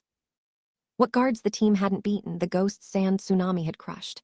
Go ahead, send me back to heaven. Rip my ectoplasm open, my soul is ready. Normally, Ryan had no problem hitting his foes, but something in the Spectre's voice made him hesitate. He stopped time and lightly slapped the Spectre's skull, who moaned as time resumed. The courier shuddered. Why won't you kill me, you selfish tease? Geist snarled when his foe didn't dare strike him a third time. Stop, Ryan looked away. You're making it awkward. Do you want to make me beg? Is that what you want? If you take pleasure in it, it robs me of mine, Ryan said, grossed out. I'm all for euthanasia, but this one feels dirty. I have waited 15 years. Geist's skull complained while moving in the courier's field of vision, forcing Ryan to acknowledge him. 15 years as a ghost, unable to move on. Can you fathom how boring it is to keep watch of this toxic dump nobody ever visits except for work? The discussion made Ryan uneasy. Look, I understand the downsides of immortality more than you think, the courier said, trying to find the right words. But do you really wish to die for good? It's not a decision to take lightly. If he truly wished to perish, Ryan would put the ghost to rest in his perfect run. But when his violet elixir presented him with a similar conundrum, the courier chose life over death. He didn't want to go through with that option unless the poltergeist was absolutely sure of his decision. Are you serious right now? Geist snorted. Would you want to be a ghost bound to one place, completely intangible? I'm sure there are ways around that limit, Ryan replied. And you got phenomenal cosmic powers out of the deal. You could probably go toe-to-toe with Augustus if you wished. Geist remained silent a few seconds, but the courier's words clearly didn't reach him. What use is power if you can't enjoy life? He asked. I can't taste, I can't touch, I can't sleep or dream. I can't have kids and there aren't enough games to fill my time with. I can lift things with my mind, but they don't feel warm. The world is cold to me, Tin Can. It's unbearable, half a life. On the ground, Ryan noticed Sarin and Mr. Wave lifting Len from under the sun. His former vice president listened to the discussion with rapt attention, probably because it struck home. I've tasted heaven and peace only to be yanked back to Earth, Geist said. I died years ago, but I can't rest. All I can do is kill time, unless you can raise me from the dead. That's beyond my power at the moment, Ryan admitted. But maybe in the future. Yeah, and maybe I'll still be rotting on this island while the sun swallows the Earth. I've waited for Father Torque to find a solution for years and maybe. I'll take my chances. 15 years as a ghost was 15 years too many. Ryan still hesitated, so Sarin complained from the ground below. Just finish him off already, she said. He ain't strong enough to carry on, let him go. Do you want me to fight back? Geist asked in despair. Is that what it will take? I don't want to go there, mate, but I will if needed. All right, I will do it, Ryan said, highly disappointed. He closed his eyes, tightened his fist, and prepared to get on with it. Don't make a sound. Hallelujah, Geist replied, waiting for the end peacefully. Heaven at long last, thanks. Ryan froze time again and punched the strange ghost with all his might. His blackened fist tore through Geist's intangible body, black particles consuming the ectoplasmic substance like a black hole with stardust. When time resumed, the blow had split Geist's spectral body in half. The golden skull's substance seemed to lose cohesion, snow melting under the warm sun to turn into droplets.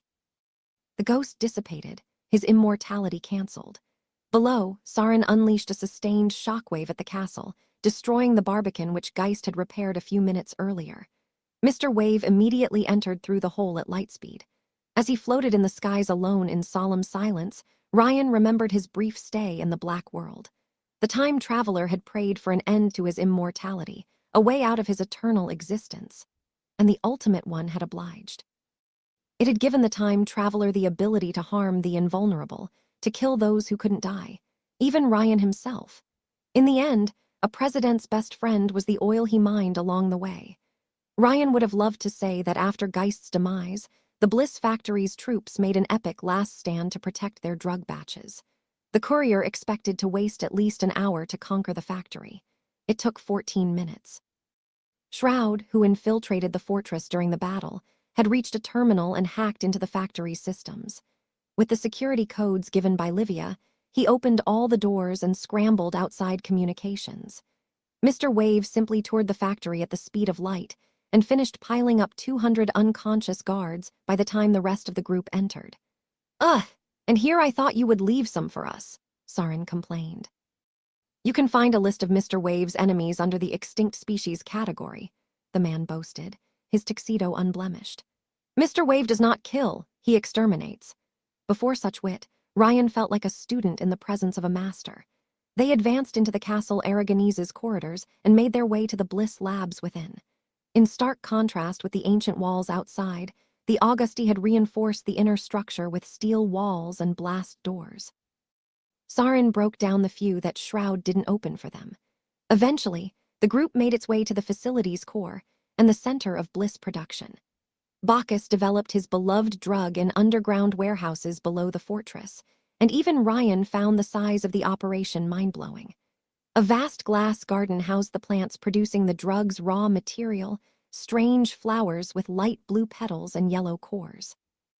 A small army of workers in hazmat suits harvested the petals, with the plants regrowing their missing bits in minutes. Afterward, the petals were drenched in oil, dried, and turned into a blue powder mixed with other chemicals. The resulting substance was routed through automated lines, where a small army of robotic arms put bliss in small canisters and hypodermics, filling entire crates each hour. From the quantity assembled, Ryan estimated the operation produced multiple tons of bliss per day. The factory's incinerator worked full-time to eliminate the process waste. Most of the installation was automated, and Len kept the few remaining workers at torpedo point, hands behind their heads. "What's happening?" Ryan heard Vulcan's voice come out of a computer, while Shroud typed on its keyboard. "I received an alarm 20 minutes ago." "It was nothing, ma'am," Shroud replied, disguising his voice. "Psychos tried to raid the factory, but Geist and your security system sent them packing." "Of course they did," Vulcan scoffed on the other end of the line, too proud of herself by half. "I told you an inspection was a waste of time." "It was, ma'am, it was." Shroud ended the communication and looked up from his panel. "I've downloaded the production data and deleted the camera footage. Let's torch this place." "Oh yeah." Sarin eagerly blasted the glass gardens and the plants within. The vibrations snapped the alien flowers in half, and the psychos soon moved on to the assembly lines. Mr. Wave is quite happy. His idol patted Ryan in the back as they observed the destruction. "He was worried you would grow up the wrong way and that he would have to put you down like an old yeller, but you became a man of refined taste and great skill. Thanks to your example." After saving him so many times, Mr. Wave had left a powerful impression on Ryan. "What were you up to in all these years?" Mr. Wave asked. "Mr. Wave tried to look for you a few times, but you never seemed to spend long in one place. I conquered Monaco, won a town at a poker competition, and got an alien to autograph my Necronomicon." "Nice." In his case, Mr. Wave traveled to Tibet and explored the great mysteries of the cosmos. Did Mr. Wave create the world when he was born, or was the world made for Mr. Wave? Is it possible that the only gravity is the one produced by Mr. Wave's charisma? "How can you stand this guy?" Sarin asked Shroud over the sound of her shockwaves. "Only in small doses," the glass manipulator replied. "Mr. Wave understands. Prolonged exposure to Mr. Wave can cause a pathological desire to worship him or near-death experiences. There is no middle ground. Instead of standing by, there's something you could help with," Shroud said, after destroying computer parts with his power. "Bacchus has a secret testing area, and you will understand when you see it." Ryan did, to his horror. Shroud let him and Mr. Wave deeper inside the facility, into a secret room behind a cold metal corridor. It was dimly lit, with most of the area kept in complete darkness. Ryan walked inside first, his steps echoing on the iron floor. He saw iron bars flickering in the dim light, and his heat sensors sending more than 3 dozen signatures. Though his armor's helmet filtered the air, the stench of human filth overwhelmed it. The livestock pens were so small that Ryan was certain they had been meant for pigs. They were piled up on each other like a Tetris game, but there was nothing amusing about the sight. As his allies remained eerily silent, Ryan activated his armor's lamps and looked through the nearest iron bars. Humans.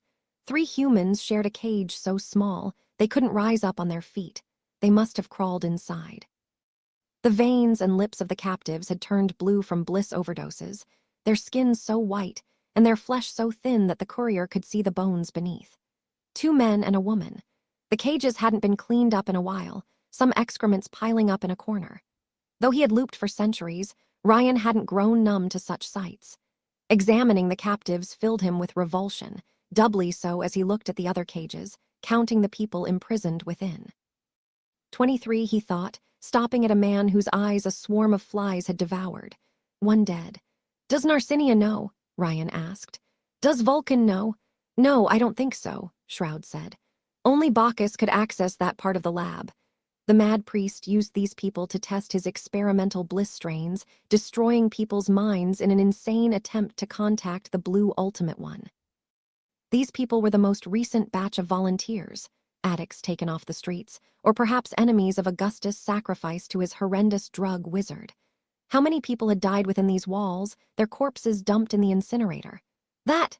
Mr. Wave seemed at a loss of words, waving his hand at the prisoners. Their eyes didn't follow his movements, their gaze empty. Mr. Wave thinks someone scrambled their brain. Ryan had his helmet take pictures of the scene, and then ripped open the nearest pen. His armored hands bent the iron cages open. Shroud immediately grabbed the captive within, a woman no older than 20. Blue mold grew over her skin, and blood had dried beneath her eyes. Ryan walked out of the area while carrying 2 people on his shoulders, watching at the ruins of the production lines. Flames had started to spread and threatened to engulf the underground facilities. Sarin had demolished them all and oversaw her work with a pleased stance while Len evacuated the workers. "Bianca," the courier asked. "What?" Sarin snapped back. "Once we're done evacuating, collapse the whole place," Ryan said, his tone dangerous. "Bury it." Ryan would destroy the factory himself in his perfect run, with Bacchus inside. Bacchus returned to his factory to find it in ruins. The face he made upon seeing his base burning would forever remain one of Ryan's most cherished memories. Such a subtle mix of disbelief, anger, horror. The priest had clenched his jaw so tightly that the courier worried he might break his teeth. Augustus' reaction had been far less amusing, though. After landing on the island to see things for himself and hearing reports of the carnival's involvement, the mob boss had decimated 1/10 of the surviving guards. Literally. He picked 1 out of 10 at random and had their peers beat them to death, with their bare hands. Though Ryan watched the whole show from the safety of Len's underwater base, a spy bathysphere providing a living feed, the scene had sent chills down his spine. The courier feared for Vulcan's life in particular. She had been in charge of maintaining the defensive perimeter which the strike team easily dealt with, and Mob Zeus was clearly out for blood. The genius was too precious to kill, but Augustus didn't strike Ryan as the most rational person in the room. "I kinda feel bad for these mooks," Ryan said, as the video feed cut. "They deserved it," Len replied at his side, typing on her workshop's computer. Servers thrummed next to steampunkish metal pipes, a song of steam and heat. "They were protecting a slaughterhouse, Ryuri. I agree, but getting beaten to death by your own teammates is a ghastly way to die." More to the point, it gave a taste of what Augustus would do to Ryan's friends if he ever learned of their involvement. "Can you evacuate the base in short order if needed? I have the feeling Lightning Butt might pay it a visit in the near future." "I can move the habitats if I am forewarned," his best friend replied. They were, designed to be self-sufficient, each of them. "If I disassemble them, they can move around independently." "Tiny islands of communism in a capitalistic sea, did you call it the Cuba Protocol?" Len looked up from her computer, her beautiful eyes reeking of guilt. "You did," Ryan said, horrified. "The Cuba Initiative," she said, weakly. Ryan studied his poor deluded accomplice, only for his eyes to wander to her clothes. While the time traveler kept the Saturn armor on, Len had made herself comfortable in her lair. Yet instead of her usual jumpsuit, she now wore a pair of blue overalls and a white shirt. The ensemble reminded the courier of these USSR worker ads. "Ryuri, are these new clothes?" Ryan asked, never remembering them from the 6 or so loops they spent together. "Yes." She blushed a little intimidated. "Alchemo's treatment is good for my mood, and I thought I should try something else, something brighter." "As long as you don't wear red," Ryan mused. Len looked away. I don't want to do so. I've seen enough red for a lifetime." Ryan suddenly wondered if her obsession with communist iconography hadn't been a subconscious attempt to keep her father's memory alive, though that sounded a bit too far-fetched and Freudian for him. "Have you pondered Bloodstream's situation?" he asked. He knew what needed to be done, but she had to accept it. "I did," Len replied with a nod, her gaze harshening. If the treatment we're developing to cure psychos doesn't work on him." She took a long, heavy breath. "If it doesn't work," Len said with an air of finality, "I will do it myself." She would euthanize her father. "Are you sure?" Ryan asked, mindful of her well-being. This would be a horrifying ordeal for anyone. "I can do it for you." "No, Ryuri, you already did a lot of things on my behalf. It's my duty, my choice. He's my father's memory. He deserves that much. You will carry this pain all your life." "I know," Len replied, her gaze determined. "I know, but I will still do it. I have to." It took a while, but she had finally decided to break out of her father's shadow, to bury his ghost if the man inside was gone for good. Ryan put a hand on her shoulder in sympathy, making her smile sadly. "Thanks, Ryuri," she said, putting her own hand over his own. Could have sworn he could sense the heat through the metal gauntlet. I know I'm difficult, a wreck. Most wouldn't have had your patience, wouldn't have stayed so long to help." We're both sinking ships, Ryan said. Gotta stick together if we want to stay afloat. We were sinking ships, she replied, removing her hand. We were. The workshop's computer bleeped as Len received a call from the Mechron bunker. The picture of Stitch appeared on the screen with Mr. Wave petting Eugene Henry in the background. Greetings, sir, the plague doctor said. It has reached my ears that the raid was a success. Mr. Wave likes this cozy place, Mr. Wave said in the background, Eugene Henry meowing his hands. But Mr. Wave feels his portrait is missing somewhere. I keep a poster in my room, Ryan said. I also have the Mr. Wave doll, the Mr. Wave ring, and the Mr. Wave hat. The Mr. Wave-themed candy trucks, too. Now I like you, but not as much as my car, Ryan replied. That old machine had been at his side far longer than his Mr. Wave merchandise collection. Mr. Wave respects a man who loves his car, the superhero said. Mr. Wave apologizes for not visiting your underwater base. Mr. Wave doesn't like being wet. My teammate does not do well in underwater situations, Stitch mused, as our fight with the Kraken gang 7 years ago can attest. Mr. Wave doesn't sink, the red genome protested. He waits, like alligators. In any case, the Bliss victims you sent me are getting medical attention as we speak, Stitch said. Alchemo is enthusiastic about repairing the brain damage they suffered, and early test results of our Bliss vaccine are promising. The bloodstream cure also proved effective. Len typed on her keyboard, and video footage of mosquitoes and mongrels' underwater habitats appeared on the screen. Knockoffs had turned each of them into psychos in combination with a true elixir, and both had received a dose of the vaccine. Ryan almost didn't recognize either of them. Mongrel's tumors had vanished, his disfigured face now smooth and unblemished. His bloodshot eyes had reverted to their natural brown color, and a black tuft of hair had started growing back on his head. He remained scrawny as ever, but his posture was straight, his clothes clean. As for Mosquito, the courier wouldn't have recognized him without the video feed indicating his cell number, for the insect had turned into a man. A small, pudgy man in his early 40s, with brown skin and a beardless face. He looked vaguely Spanish, with the eyes of a veteran drinker. It seemed that without a psychomutation, Mosquito could revert back and forth between his insectoid and human form. Both had been granted a separate underwater habitat as a lair. Mongrel cut onions on his small kitchen counter, a bright smile on his face. He looked happy, like a cancer patient having made a miracle recovery. In contrast, Mosquito was reading a book and clearly bored out of his mind. Ryan couldn't blame him since Len's library was limited to Karl Marx and Jules Verne. They looked so normal, and most importantly, they had done it. They had cured 2 psychos. Did Saren see this? Ryan asked. Miss Gaskell was growing impatient about getting a treatment, especially since Alchemo hadn't found a way to transfer her memories back. We're getting closer to a perfect cure. The plague doctor was suddenly far less enthusiastic. Curing psychos who gain their powers from knockoffs is currently possible, since our vaccine destroys the bloodstream particles in their circulatory system and reverses the genetic damage. As illustrated by Mosquito's cases, the true elixir takes over and turns them back into the genomes they used to be. The problem is when a psycho uses 2 true elixirs. Len changed the video feed to that of Frank the Mad, or Vladimir the Russian, depending on who you asked. The metal giant spent his time glancing at the abyss beyond his porthole, dazed. We have no way of destroying an extra elixir, if that is even possible, Stitch explained. I heard of a white genome among the Augusti who could help, though. Cancel only suppresses an elixir's connection to their colored dimension, Ryan said. She doesn't destroy the elixir itself, nor the mutations it causes. What is the problem with the cure? Len asked, confused.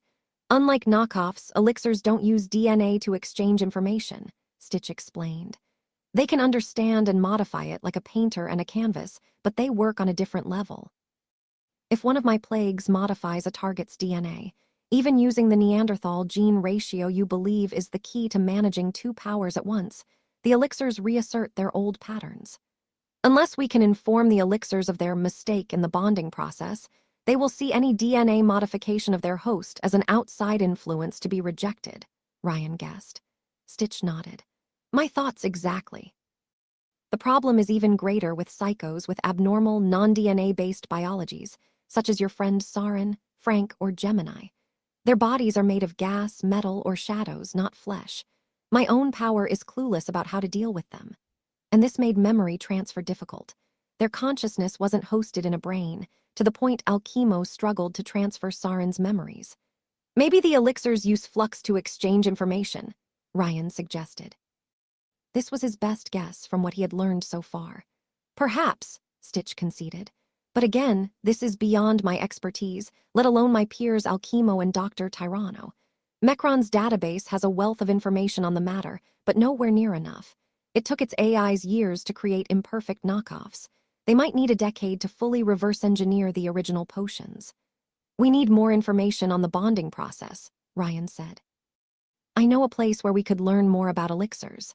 If this is true, I would like to accompany you, the plague doctor said with eagerness. I was skeptical at first about this project, but now I believe we are close to a great discovery.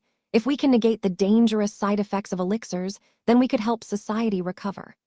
The courier saw no reason to deny him. Sure, but you should trade your gloves for mittens. Mr. Wave will provide the warmth. He's a one-man global warming, Mr. Wave said in the background as Len stopped the communication. Ryan crossed his arms, considered his options, and then looked at his best friend. Any way you can help with this, Shorty? It's not my specialty, Len replied in the negative. I pushed my power's limits with the transfer machine, but elixir communications, that's beyond me, Riri. Then let's prepare for our winter vacations, Ryan said. Can you outfit the submarine for the trip? Yes, of course, she said with a nod. She looked rather eager to leave New Rome. Do we have time to stop at the Canary Islands on the way? The children will love it. Sure, Ryan replied with a proud smile. A few loops ago, Len had considered abandoning the surface altogether. She would have asked to go to Antarctica without delay, refusing to take a moment to breathe and simply enjoy the wonders on the way. It had taken a lot of effort, but she was starting to live again. When twilight came, Ryan picked up Livia at Mount Augustus by car and moved to Mars and Venus home. Unlike their daughter's apartment, the Augusti Power couple lived in an English-styled manor close to Mount Augustus. The mansion was 3 stories tall and made of gray stone and stained glass windows rather than marble. Ryan found it a nice change from Augustus' obsession with antiquity and Roman aestheticism. The place remained luxurious, though, with a fountain in the garden and doormen in fancy clothes awaiting guests. Ryan noticed a few vehicles near the entrance, including Jamie's and Cancel's. With the Bliss factory's destruction, the Augusti had decided to increase security around Narcinia, and Lightning Butt's daughter too. When Ryan came to pick his girlfriend, Mortimer and Sparrow had escorted them all the way to their destination on motorcycles. For a moment, the time traveler felt like a president again, with bodyguards ready to die for his safety. Or at least his first lady, S.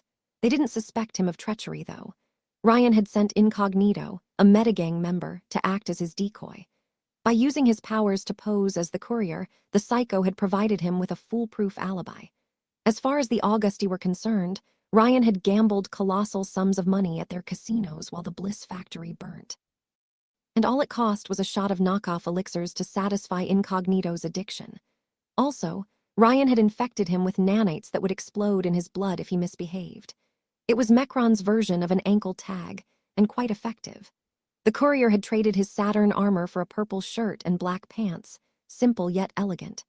Meanwhile, Livia had chosen to wear a black turtleneck and pants, as if she went to a funeral rather than a dinner. Which in this case wasn't that far from the truth. Ryan's girlfriend hadn't said a word during the trip. "Are you sulking?" the courier asked, as he parked his car near the fountain. Sparrow and Mortimer did the same with their motorcycles. The former stayed near the Plymouth Fury, and the latter exchanged words with the doorsmen to check up on the security perimeter. Livia brought a mobile phone out of her pocket and wordlessly showed Ryan the screen. It was a picture her boyfriend sent her after destroying the Bliss factory. The courier posed in front of the fortress, smoking rubble, thumb raised, while Mr. Wave peeked from the right. Ryan had drawn words in the sand as a message to Lightning Butt. "Hey, Augie, still looking for that lightning rod." "That was terrible," Livia said as she switched out her phone. "If we were married, it would be grounds for divorce." "The joke struck you as bad." "Yes, it did." She paused before rolling her eyes. "Struck, truly." I was just as shocked when the idea crossed my mind. This time it made her giggle. "I guess I didn't spend enough time brainstorming. When it rains, it pours," Livia lamented, a smile on her face. "Aw, come on, I can see you like my puns." They are bad, Ryan, she said, wounding his sensitive heart, but so bad they end up being funny anyway. Ryan looked at the building. So what's the plan to get Narcinia out of her parents' claws? They won't let her out of sight after the loss of their drug lab. I have an idea in mind, but I need a little more time to refine it, Livia said. Whenever your actions have a large impact, it takes me a while to see the ripples you make. Her boyfriend's hands tightened on the driving wheel. Bacchus kept test subjects in the factory's basement, he informed her. One of them died. I saw the possibility, she said, looking away. I hoped I was wrong. Will the victim be alive a few days ago?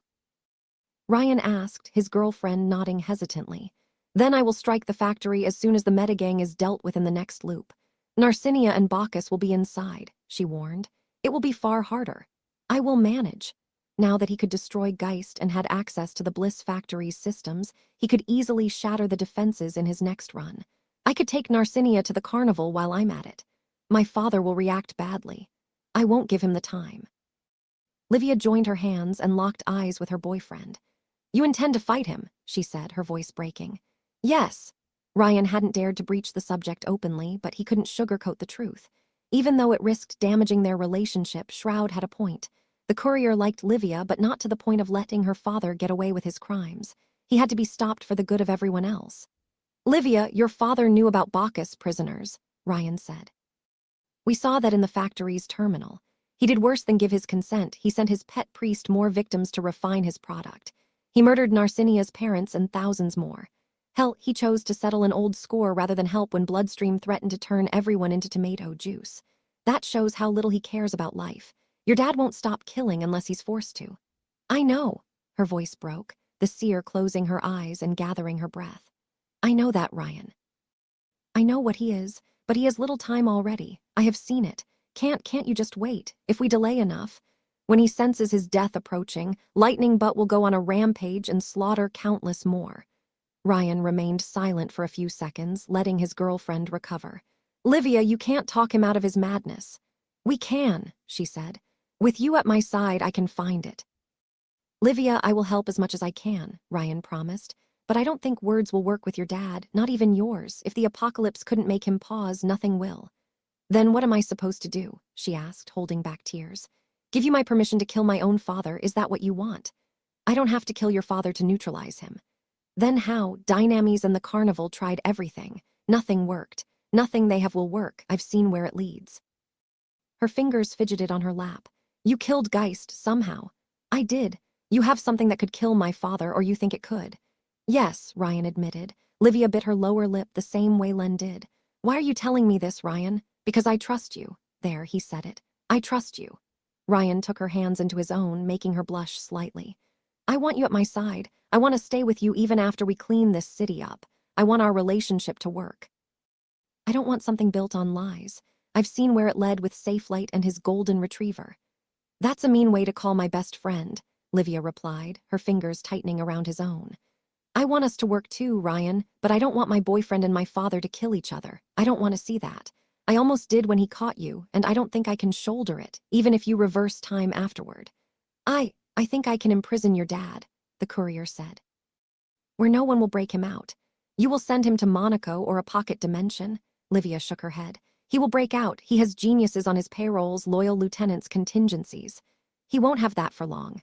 You can't destroy an entire organization by yourself. I can and I did, Ryan replied. And I'm not alone this time. Ryan, I know there is a solution, a peaceful solution. Livia's hands broke away from his own.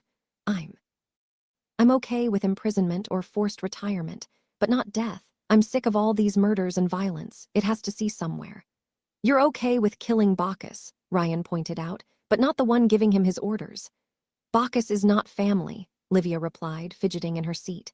That's selfish, I know, I won't deny it. I want to save people, Ryan, but I don't want to see my family perish either. I don't want to make that choice. If you had to kill a loved one to save the world, would you do it? I would find a third option. My point exactly. You said you could do anything if given time, and I hope we can find a third option too. Ryan said nothing for a while as Livia gathered her thoughts. She knew Augustus had to be stopped, and on some level she understood there wasn't a way to do so peacefully. He could see it on her face. In the end, she opened her mouth again, her voice a whisper. Promise me, Ryan. Promise you what? That you won't kill my father, Livia said, her face grave and heavy. Don't kill him, please, or we are done. Drag him off his throne, destroy his kingdom of sin, imprison him underwater until he expires. I can live with that. But don't kill him, please. For a tense half a minute, they locked eyes with each other. If Ryan refused, he would make an enemy of Livia. She cared for her family as much as he loved his own friends. Even if he survived the ensuing retribution, whatever future they could build together would die with Lightning Butt. They would remain bitter enemies. Augustus deserved death for his crimes. He might not have been as bad as Big Fat Adam, but his crimes were almost as horrendous. He had murdered his way across the world for years, and he remained unrepentant. And yet, Ryan had lived long enough to know there were punishments far more terrible than death. It was all a question of imagination. I won't kill your father, Ryan swore to Livia's relief, but I will defeat him, decisively. I will break him so thoroughly that he will never threaten anyone else again.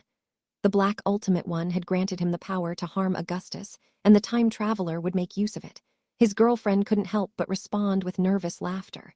Your last encounter wasn't glorious. That's the good thing about me, Princess. I can lose 1,000 times, but only have to win once. Ryan looked back at the manor. I won't kill him for you, but I will rough him up and he won't escape karma. He has too much blood on his hands and his victims deserve justice. His punishment won't be lethal, but it won't be merciful either. Are you all right with that?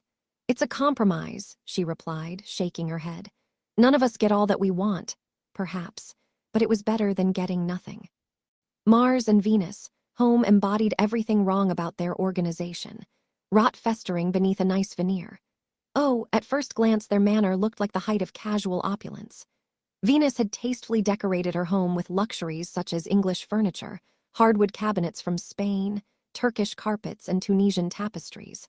The manor also housed billiard tables, private poker rooms, and even a Roman-themed art gallery. Ryan guessed they couldn't help but pucker up to Lightning Butt's obsessions, but everything came from the pre-war era. The chairs were old, the rugs were worn flat, the stone foyers wrinkled. Even the main room's TV was outdated. And while the staff had numerous employees, they were nowhere near enough to take good care of the estate. Most rooms felt empty and lifeless. This place reeked of past obsessions and lost glory. I can smell the dust, Ryan said as he visited an empty ballroom, Livia holding his arm. Wait, is that asbestos? All the non-genomes in the staff will get illnesses, Livia confirmed with a sigh. I warned Fortuna's parents, but they wouldn't listen. Not only did the Varens deal in drugs and prostitutes, but they also knowingly gave their staff lung disease. They were truly irredeemable. Most worryingly, Ryan noticed Cancel and Mortimer shadowing him and Livia. While it was ostensibly to protect the couple, when the courier tested his time stop, it didn't activate. This immediately put him on high alert. Something was up. Can I shout? It's a trap, Ryan candidly asked his girlfriend, whispering in her ear. Maybe later, she replied in the same hushed tone, resting her head against his shoulders while he put his arm around her shoulders. To outsiders, they looked like they were about to kiss. Do you have weapons on yourself? Yes, but not my best ones. Though he came dressed casually, he always kept hidden knives beneath his clothes. I can always drop my pants, that should blind them. Livia gave him a dirty look. It didn't blind me when I looked closely. Because I put the safety on.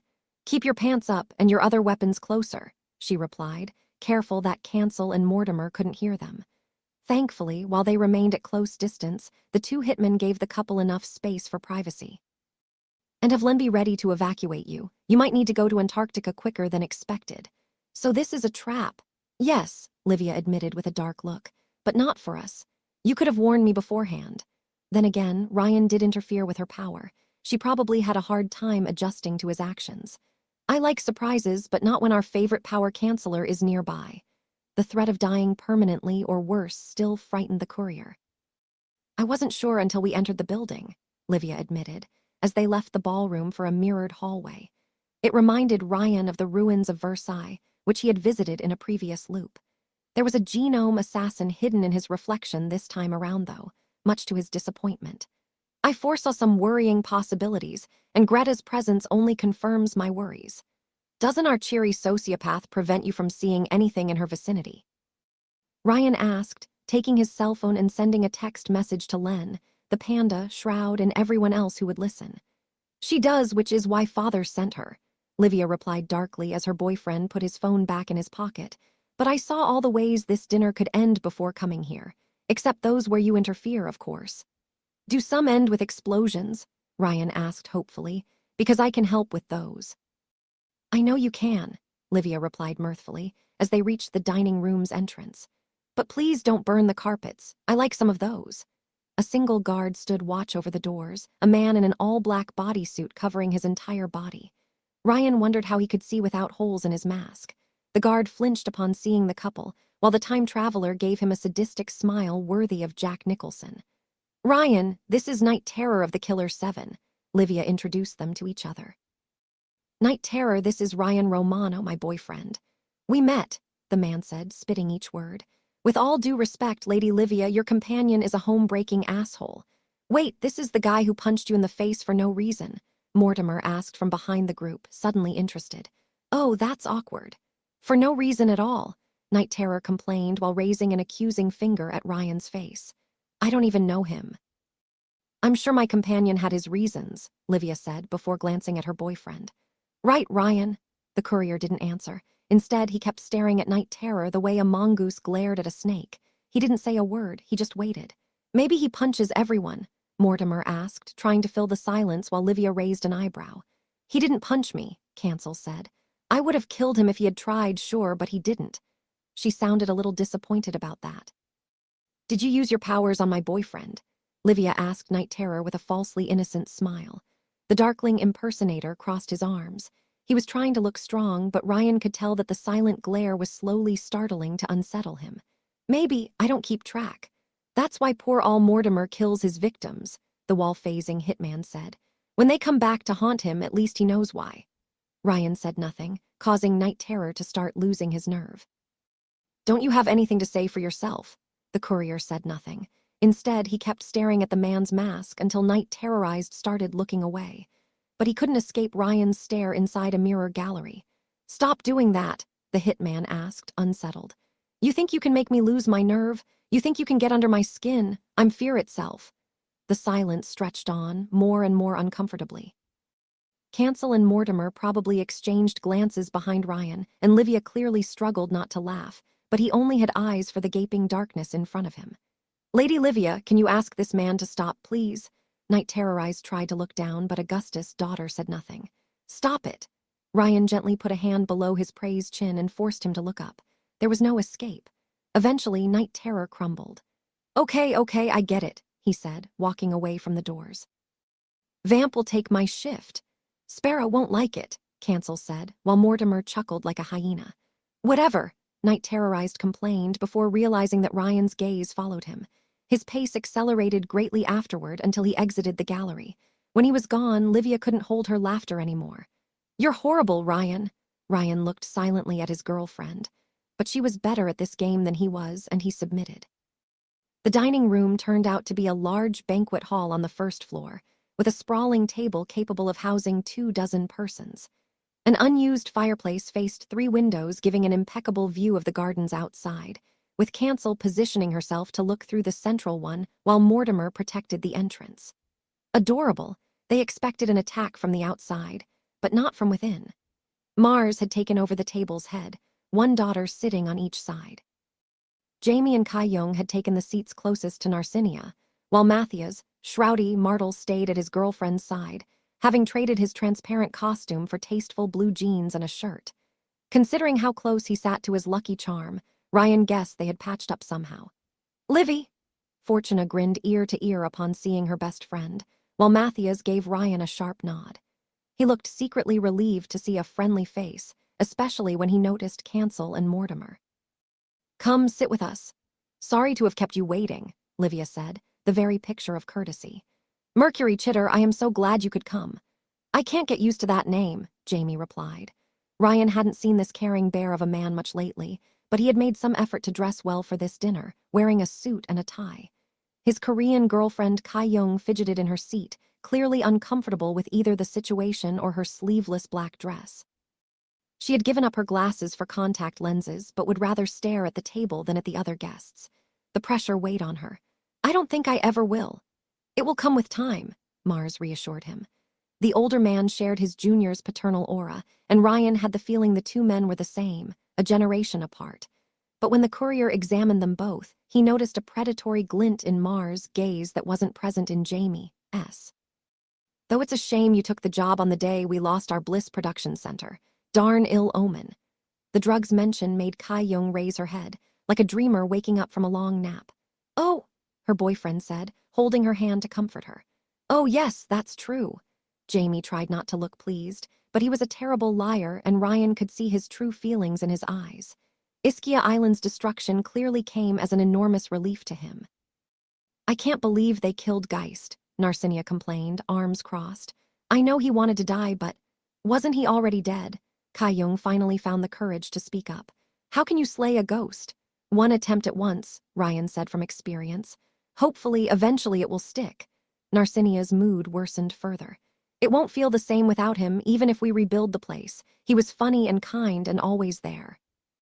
The loss of Ischia Island weighs heavily on all of our minds, Livia said as she sat between Fortuna and Ryan himself. The courier's chair let out a worrying sound if it threatened to crumble beneath him. But this should be a joyful reunion, not an occasion to open old wounds. I couldn't agree more, Fortuna said with a bright smile. We should savor the champagne. Jamie, Kai-young, tell them the news. The two exchanged a sheepish glance. We're getting married soon, Jamie announced. Jamie proposed, Kai-young said, blushing. Congratulations, Ryan said with genuine joy, though he already learned the news in a previous loop. When is the baby? This made Jamie laugh. We'll wait a few years. At this rate, we will only have married couples around this table, Mars said while glancing at Matthias. When will you propose? It sounded innocent, but the man's eyes didn't smile when his mouth did. Unlike Jamie's, his easygoing friendliness was all a sham. A mask that hid something darker and calculating. Dad, Fortuna protested, that's not something you ask at dinner. Not for tomorrow, Matthias replied dryly. My daughter told me you were a video game designer. Mars continued to fish for information. Is that working out well for you? I'm still looking for sponsors, Matthias replied. Have you tried GoatVPN? Ryan asked mirthfully. His co-conspirator raised an eyebrow, skeptical. GoatVPN. In this information age, it is key to protect your data from Dynamis and other heartless Dynanet providers, Ryan said with a telemarketer's voice, which was to say, like someone who sold his soul for money. With more than 10 billion users, GoatVPN creates a wall of goats to shield your emails from unwanted ads, except their own. I remember an ad like this one on the Dynanet, Kai-young said with amusement. Alongside one for Wyvern League Legend, I believe. I'm sure their marketing budget is bigger than most third-world countries, Ryan said, which, to be fair, isn't saying much nowadays. We could help with that sponsor issue, Mars told his future-in-law. Thankfully, the carnival infiltrator's soul wasn't for sale. I would prefer to stand on my own feet, sir. Yes, Dad, my Matthias has something better than money, Fortuna said. He has me. You should have dumped him, Narcinia said, pouting. Clearly, she didn't like Matthias any more than in the previous loops. She probably sensed he wasn't as transparent as he let it look. I almost did, but then I asked Livy to tell me my future, her sister admitted with an uneasy smile, while Matthias' eyes wandered from Narcinia to her adoptive father. Then I decided to give him another chance. I knew things would turn out all right, of course, since they always do, but it was nice to have an outside confirmation. Come to think of it, you could make a killing from palm reading, Ryan told his girlfriend. I work better with crystal balls, Livia replied with a giggle, or when I open sheep entrails to interpret the content. Narcinia gasped. You're kidding, right? Of course, Livia reassured the young teen. It was a joke. But just in case, keep your sheep safely penned in at night, Ryan said with a knowing grin. Narcinia childishly stuck out her tongue at the courier, much to his amusement, while Jamie started asking Matthias and Fortuna about how they met. With the guests distracted, and the Killer 7 focused on the windows and doors, Ryan started whispering into his girlfriend's ear. I thought you hated our translucent friend? I still think Fortuna is too good for him, Livia replied with a shrug, speaking low enough that others wouldn't hear. But he makes her happy in most futures where they end up together, or at least the possibilities where I can reform my father's organization and avoid a war. I simply told her as much. Ryan raised an eyebrow. There are futures where things go well. Yes, Ryan, there are, Livia chuckled while rolling her eyes. They're rare, But if Dad fully retires and Enrique Manata takes over Dynamis, I get to reform my organization peacefully. No more drugs, forced prostitution, intimidation, or money laundering. My family goes legit. I funnel our war chest towards renovating Rust Town, creating jobs. We help Europe rebuild into something we can be proud of. I hope to see that one day. You will if I have my way. But to Ryan's surprise, instead of saying this with a smile, Livia glanced at the fireplace anxiously. The courier followed her gaze, noticing nothing extraordinary. Livia. You said you trusted me, she whispered back, so low he could hardly understand her words. Okay, something was definitely wrong here. Livia, what's happening? I hope I'm wrong. Thankfully, the others were making enough noise for the two of them to whisper close to each other. But I have seen how this dinner could go, and it seems like this possibility might come to pass. If it does, someone will fall down the chimney's shaft. Mars will make a call to my father, and when the call finishes, that person will die, unless you intervene. Someone. How could someone slip past the guards, climb over the roof, and move into the chimney unseen? Someone who lived here for years. A chill went down Ryan's spine, and he realized he had already lived through these events. Your father would order a hit on him. His eyes wandered around the room, and he noticed Mortimer had vanished. Did he move to another part of the manor, or was he hiding in the walls in ambush? Dad already did, though he thinks I don't know yet, Livia said darkly, her eyes turning to Mars. His parents tried to invite him officially, but he smelled the trap. Why would he even come? For Narcinia. He will want to talk her into leaving the family behind now that the factory is destroyed, and he knows my family wiretaps her phone. Livia shook her head sadly. He will think my father wants to capture him, not kill him, Ryan tensed. That's why Cancel has her power active in your vicinity, so you wouldn't see it coming and stop it. Livia nodded sadly. But why? Ryan tried to figure it out before realizing his mistake. I mentioned Dynamis while fighting Geist. My father is convinced the Bliss factory assault was an inside job, rightfully so. Of course Lightning Butt would get paranoid and grasp at straws. I will distract Cancel, but Mars and some of the other Killer 7 will probably give pursuit. What about Jamie and Kai Young? Ryan asked, glancing at the couple.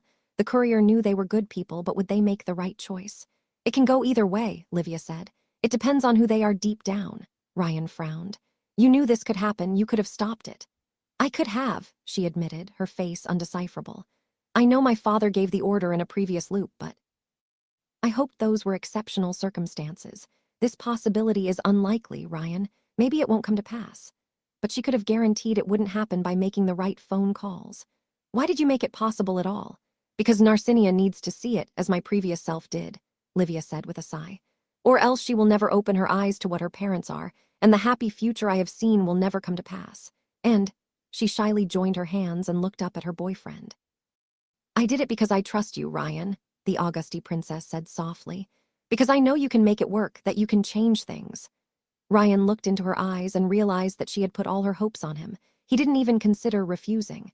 The courier had fought all the Killer 7 before except Fortuna, who would certainly help. He could beat them. As for Mars, Ryan had seen him in action before. He could teleport objects around. What's his range? Ryan asked Livia while looking at the Olympian. Mars chuckled at something Matthias said, but his fingers brushed against the table, like a cat itching to show his claws. 10 meters, Livia said, her fingers brushing against his. If something happens, I will move to Sorrento. We will meet again there after you are done with your business in Antarctica. And if nothing happens, Livia smiled, then we will have a very boring dinner on our hands. This made Ryan wish for more action. I'll find a way, he whispered. I know, Livia replied before rising from her seat. Cancel, can you escort me to the bathroom? Oh, sure, the guard said, clearly eager to follow, too eager. Ryan watched his girlfriend and her bodyguard exit through the door, his eyes wandering to the fireplace next. It's been a while, Narcinia complained to her adoptive father. When is Mom coming? Mars shrugged. She is in the kitchen, supervising the staff. Or more likely, preparing an ambush. You know your mother, she's obsessed with everything being perfect. It's almost obsessive. You tell me, Fortuna said with a displeased face, a perfect face created by her mother's power. Your mom is dealing with anxiety in her own way, her father said. The carnival is in town and they killed many of our own. She will feel safer with you and your sister at home. But not Atom Kitty, Ryan asked the hard question. He noticed soot falling down the fireplace, almost imperceptibly so. A few chuckled at the nickname, but Mars wasn't among them. We invited him, he said, but my son is stubborn. He didn't even answer my messages, Fortuna said angrily. I swear, when I see him again, I will punch him in the arm so hard it will never work again. If only she knew he was hiding in the room, waiting for the dinner to end and the guests to go to sleep. Dynamy's inactivity must have frustrated him a great deal to even consider something this reckless. Did he think he could convince his sister to leave and then sneak them out? What kind of foolish, idealistic boy would think this was ever a good idea? The same bold boy who accepted a carnival invitation knowing it was a death sentence. But for all his strength of character, he tripped down the chimney shaft and crashed into the fireplace. The other guests glanced at the chimney, as a shape loudly fell on the ground and blew a small cloud of soot in the room. Ryan wondered if Santa Claus had taken on an intern, for the young man that emerged from the fireplace was 50 years too young to be Father Christmas. Ugh! Adam Katz scoffed as he rose from the fireplace, his hero costume tainted black and gray by ashes and soot. Hi. Ryan wondered how many lives Felix, Adam Cat, Varen had left. He had died at the Metagang's hands at least twice, once to Fallout's bombardment of Len's underwater base, and probably alongside everyone in New Rome when Bloodstream escaped confinement, which should leave him with 5 lives out of 9. Felix! Narcinia almost rose from her seat, only for Mars to put a hand on her shoulder and force her back to her seat. The young teen looked at her adoptive brother and father in confusion. Fortuna's response was far less subdued. Felix, you ass, she complained so loudly that Matthias winced at her shrilling voice. How dare you come to a family dinner dressed like that? You look like a plumber. Glad to see you too, sis, Felix replied as he rose up, swiping ashes and dust off his clothes. His eyes wandered to the table, meeting confused looks from the guests. Jamie, Kai-Young dad. You could have used the door, Mars said, his eyes tense. To Ryan's surprise, he didn't immediately go for his son's throat, perhaps because of his daughter's presence. We invited you, and I'm sure the guards outside are for show. You would never have let me close to Narcinia if I went through the entrance. Felix turned away from his father before noticing Matthias and Ryan. Who are you? Your sister's boyfriend, Matthias replied with mixed feelings. His tense eyes met Ryan's, silently waiting for a signal. He too understood that the situation would soon degenerate. Which one? Felix asked, curious. The right one, Fortuna replied. Her brother rolled his eyes before looking at Ryan. And who are you, a new member of the Killer 7? Ryan considered a dozen ways to introduce himself, as Quicksave, as president of the free world, conqueror of Monaco, immortal and all more dignified and flowery than the last, but only one sentence came to mind. I'm bleeping your ex. The awkward silence that welcomed his declaration delighted the courier. Don't give me that look, Ryan said to Felix, as the younger hero looked at him with astonished eyes. It was your ex or your sister, and she's almost as pretty as you are. Almost, Fortuna asked angrily. He doesn't even groom his hair. Whatever, Felix said, though the revelation had clearly shaken him. Narcinia, come with me. What? The younger Varen asked. Where? Away. My current bosses are a huge disappointment, but working with them will still be way better than making drugs. Adam Kitty extended a hand to his sister. Now that death factory has been burnt to the ground, you can put an end to this tragedy here and now. Narcinia didn't answer, instead anxiously looking at her father. This frustrated her brother. Narci, did you do it? Mars asked his son, his tone dangerous. Destroy our production center, Felix shrugged. I had nothing to do with that, though I wish I did. Whoever blew up that toxic dump deserves an award. His father frowned, and Ryan felt a chill going down his spine.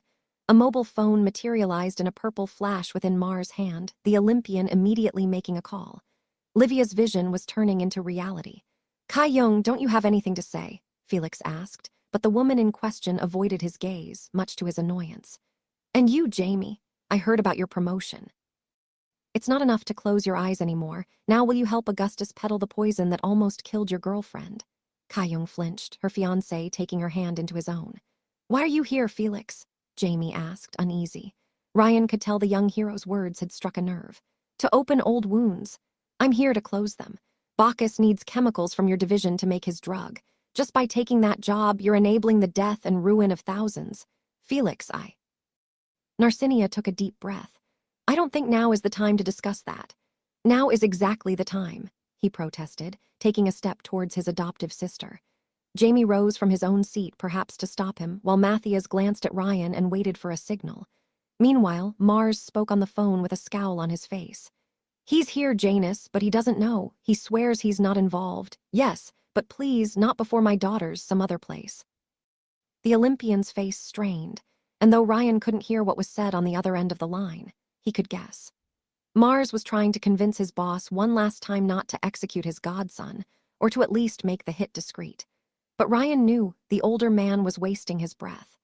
Lightning Butt was convinced Felix had provided the carnival with the intel that made the devastating Ischia raid possible, and his organization's myth of invincibility was in jeopardy. A brutal, public murder would carry a clear message to both his foes and followers. No traitor shall survive, not even my godson. In the end, as Hector Manata once said, Lightning Butt was a gangster with too much power. When threatened, the answer was always more violence and terror. The time traveler looked at the fireplace behind Adam Kitten, noticing the tip of a gun's barrel sticking out of the stone. "I see," Mars sighed, his face dark and sorrowful. He looked at his stubborn son, the phone in his hand. When faced with a choice between disobeying his invincible boss and paying the price, or offering a sacrificial lamb, the capo quickly reached a decision. The click of a revolver's trigger echoed in the room. Ryan froze time, leapt from his seat, and pushed Felix out of the bullet's way. When it resumed, the projectile impacted on the wall, Fortuna screaming in surprise while Felix stumbled in shock. "You should stop shooting people in the back," Ryan said, as he glanced at the fireplace. Mortimer had phased halfway through the stone, a gun in hand. "It's getting predictable." Mortimer answered with another pull of the trigger, and the room erupted into chaos. The windows exploded into a rain of glass shrapnels, Narcinia screaming as Kai Young and Jamie hastily grabbed her and dived down below the table. Mortimer missed and retreated back into the wall, while the shards avoided a horrified Fortuna and a focused Matthias. The projectiles struck Mars, only for a Roman-styled centurion armor and mask of steel to materialize over his skin. The Olympian moved his hand over the only part of his body exposed, the eyes, and rose from his seat. "What the?" Felix said, utterly shocked. "Later, Boomer," Ryan replied, grabbing him by the chest like a princess in distress and jumping through the opened window. The dining room was on the first floor, and so while the time traveler gracefully landed on the grass below, his favorite cat rolled on the ground. The courier whistled, calling his Plymouth Fury to the rescue. "Get up!" Ryan ordered Felix, helping him back to his feet. A storm of glass kept Mars busy on the first floor, but not for long. A car's headlamps emerged from the night's darkness on their left, just as lightning struck the earth. Felix and Ryan looked up in terror as a man of ivory descended from the night sky, shrouded in a cloud of crimson lightning. Lightning Butt looked down on the duo, his eyes flaring with murderous fury. But while Felix seemed to give up on the spot, Ryan wisely activated his time stop. Instead of moving within the frozen time, Augustus vanished from his sight, alongside his red lightning. One of Night Terror's illusions.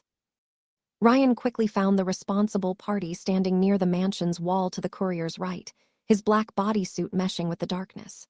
The time traveler grabbed 2 knives hidden in his pocket and threw one at the hitman. When time resumed, the blade hit Night Terrorized in the eye and made him fall to his back, screaming. His illusion collapsed into nothingness, as if it had never been there. Felix blinked repeatedly. "Where did he go?" "No time, come with me if you want to live," Ryan said as the car approached.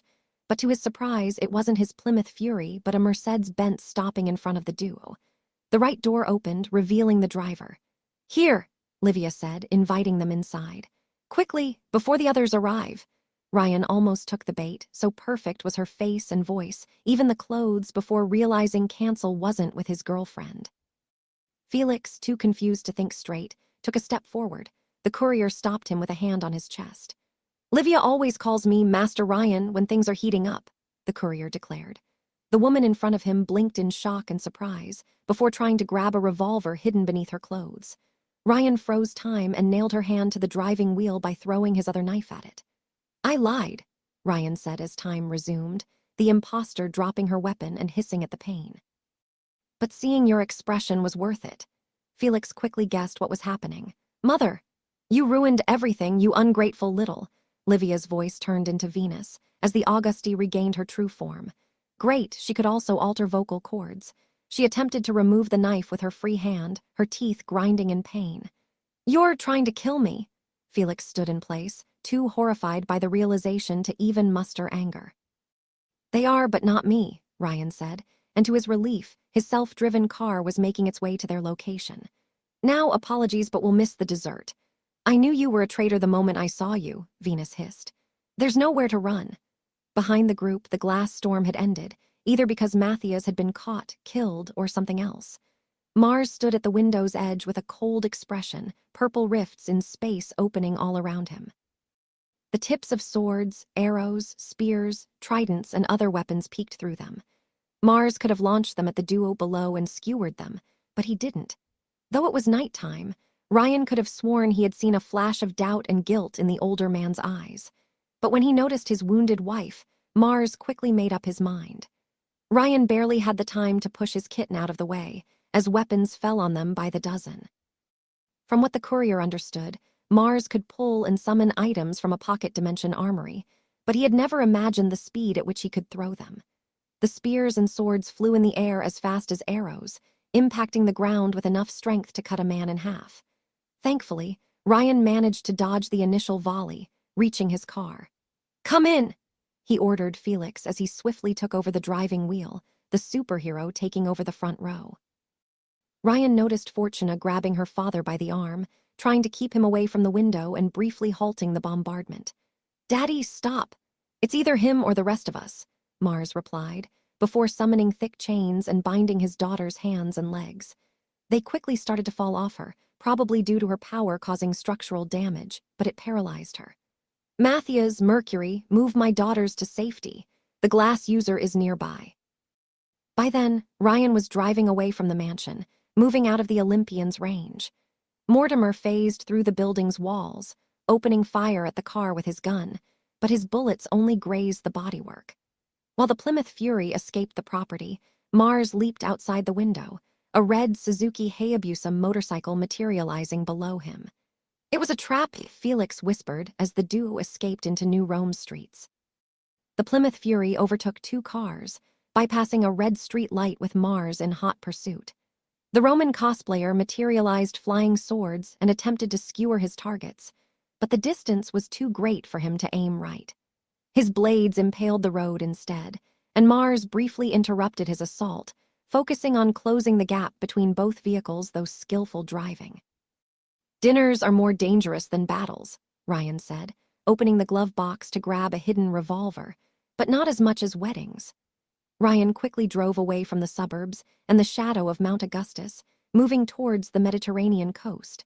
The shortest path was through the Little Maghreb district, but that would force them to get close to Vulcan's base. The time traveler decided to take the longer way through the southern neighborhoods at the city's edge. The homes here were in dire need of a paint job, and a mass of ravers and seedy individuals begging to get laid lined up in front of seedy nightclubs. Ryan noticed a woman vomiting on the sidewalk below a streetlight, a friend helping her back to her feet. Low-rent pimps and dealers openly hawked their wares in a back alley. The tall buildings and narrow alleys would have cast a dark shadow in the area, even during daylight hours. Ryan veered off the road to dodge a drunkard, doing his best to avoid casualties. Mars didn't share his mercy. When another civilian nearly stumbled on his path, the Olympian materialized a wooden spike inside the victim, nailing them to the street Vlad the Impaler style. Onlookers screamed in panic and fled, but the Plymouth Fury and its pursuer were long gone. A night of drinking had turned to horror. He can teleport stuff anywhere within a 10 meters radius, Ryan reminded himself, as Mars started catching up to them, but his launched projectiles can fly 100 times that range. Though the Plymouth Fury was no pandamobile and matched a motorcycle in speed, the narrow streets forced the courier to slow down to maneuver. Soon, Mars would get close enough for his projectiles to reach them. "Shorty!" Ryan shouted. "Shorty, you're listening." "Riri, what's happening?" Her voice came out of the chrono radio. "I'm listening to the private securities radios, and they say there's a firefight. Let's just say the Augusti are in a heavy competition for the Father of the Year award," Ryan replied. "Can you pick us up? I'm tracking your signal. Move to the sea and I will be there." Ryan opened his car's window, stopped time, and shot Mars' motorcycle in the frozen time. The bullets bounced off the Roman cosplayer's armor but hit the wheels. When time unfroze, the man almost lost control of his vehicle. Unfortunately, a violet flash erupted around his motorcycle, and when the light died down, all damage had vanished. Damn, he could instantly switch damaged pieces of his vehicle with spare parts. The transition was so smooth the vehicle didn't even break down. Maybe I could touch a streetlight on the way, Adam Cat suggested as Ryan reloaded, his hands off the driving wheel. I can blow stuff up behind us. Now, Kitten, that would be a terrible idea. Felix's explosions had been useful on the highway chase a few loops ago, but would be disastrous in a crowded area. It would be even worse if he caused a gas leak. Ryan didn't look down on collateral damage, but he would rather avoid having civilian lives on his conscience. Unfortunately, Mars didn't share Ryan's viewpoint. Now that he was close enough for his launched projectiles to reach his target, the Olympian materialized iron spears and shot them at the Plymouth, uncaring about hitting passersby. One of his spears tore a prostitute in half, another hit a house's window. Ryan thought this would be a repeat of the car chase with Pluto 2 loops ago, but the previous race had been on a highway, not a metropolis at night. The courier had to take back the wheel with one hand to take a difficult turn, an enemy projectile grazing his car's paint job. If the pointless murder of civilians hadn't earned Mars the time traveler's fury, this callous war crime did. Now you've done it, Ryan snarled angrily before turning at his kitten. How many weapons does your dad have? I dunno, thousands. Dad is a hoarder. Compensating for something. Unfortunately, as Ryan navigated through a tangle of back alleys, he noticed the shadow of two other motorcycles joining Mars. Mortimer rode one and a helmeted woman the other. Since she didn't carry any weapon, Ryan assumed she was probably Sparrow. Felix removed his mask and wiped the sweat off his forehead. His smooth skin glittered as they passed below a streetlight, his beautiful eyes capable of melting any maiden's heart. "Who are you?" he asked. "You're on Livia's payroll." "Now come on, I never sold my body for cash," Ryan said. I'm a giver. Also, you're an idiot." I didn't think they would try to kill me. I mean, they're my parents. I thought it counted for something." The young hero didn't even sound angry, just sad and crestfallen. "Well, at least you've got sisters willing to fight for you," Ryan reassured, as they escaped the narrow streets of the nightlife district for wider roads. They were close to the new Rome Strip, but unfortunately, the riders at their back gained ground, Sparrow and Mortimer on each side with Mars at the center. But it was stupid to come alone. "I didn't," Felix replied, looking through the windshield and at the night sky above. One could see a few bright stars in spite of the city's lights. "Come alone." A great dragon's wings overshadowed the stars as she flew over the street. The noise of a private security helicopter echoed above the road with the call of screeching sirens. For once in his life, Ryan was glad to see the cops.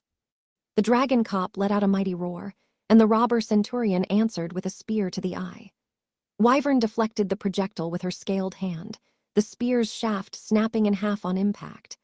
Determined to fight the law, Mars continued with his attacks, assisted by Sparrow. The Olympian and his accomplice launched javelins and lasers at the dragon above their head, while Mortimer outpaced them to chase after Ryan's Plymouth Fury. Wyvern, or dragon mom to friends, swiftly deflected the projectiles by zigzagging above buildings. Ryan watched her trying to find the right angle of attack, but she couldn't open fire in a populated street. Unlike the Augusti, she wanted to avoid casualties. A private security helicopter also joined the chase, though it was still too far away from the Plymouth for Ryan to identify the pilot. Probably nobody he knew. "Take the wheel for a time," Ryan said, as Mortimer gained ground on them. The hitman grabbed a shotgun from beneath his cloak, moving to the Plymouth's right. "You're sure?" Felix asked, clearly uneasy at the idea. How couldn't he be? Ryan's car was a kingly throne on wheels, a sun that would burn the unworthy.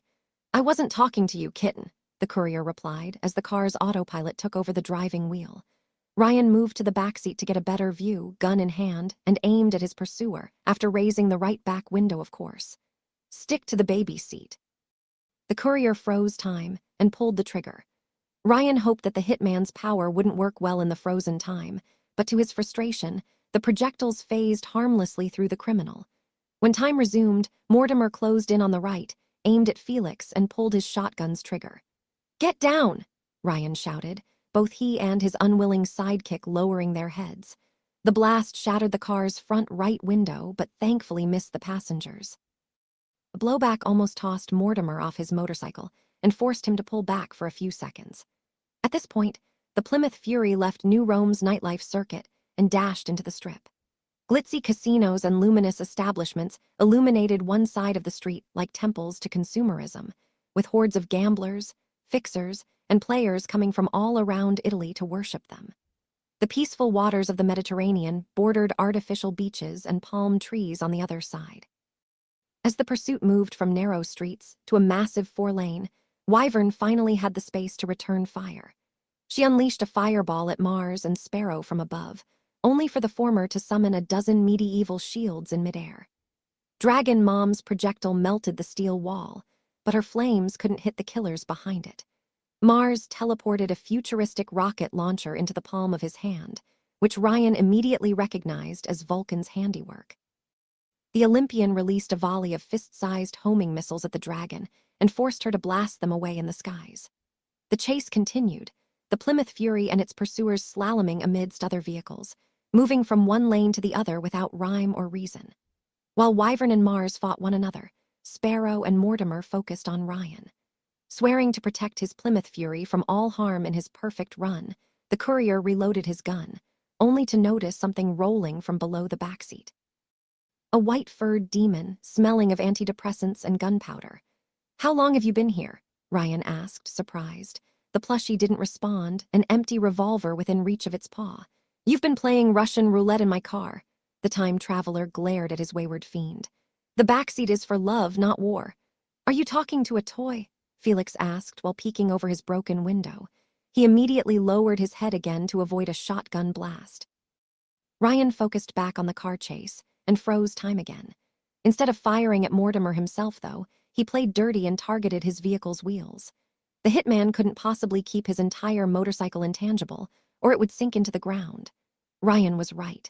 The bullets hit. When time resumed, the motorcycle abruptly veered off course as its wheels deflated and threw its rider off its back.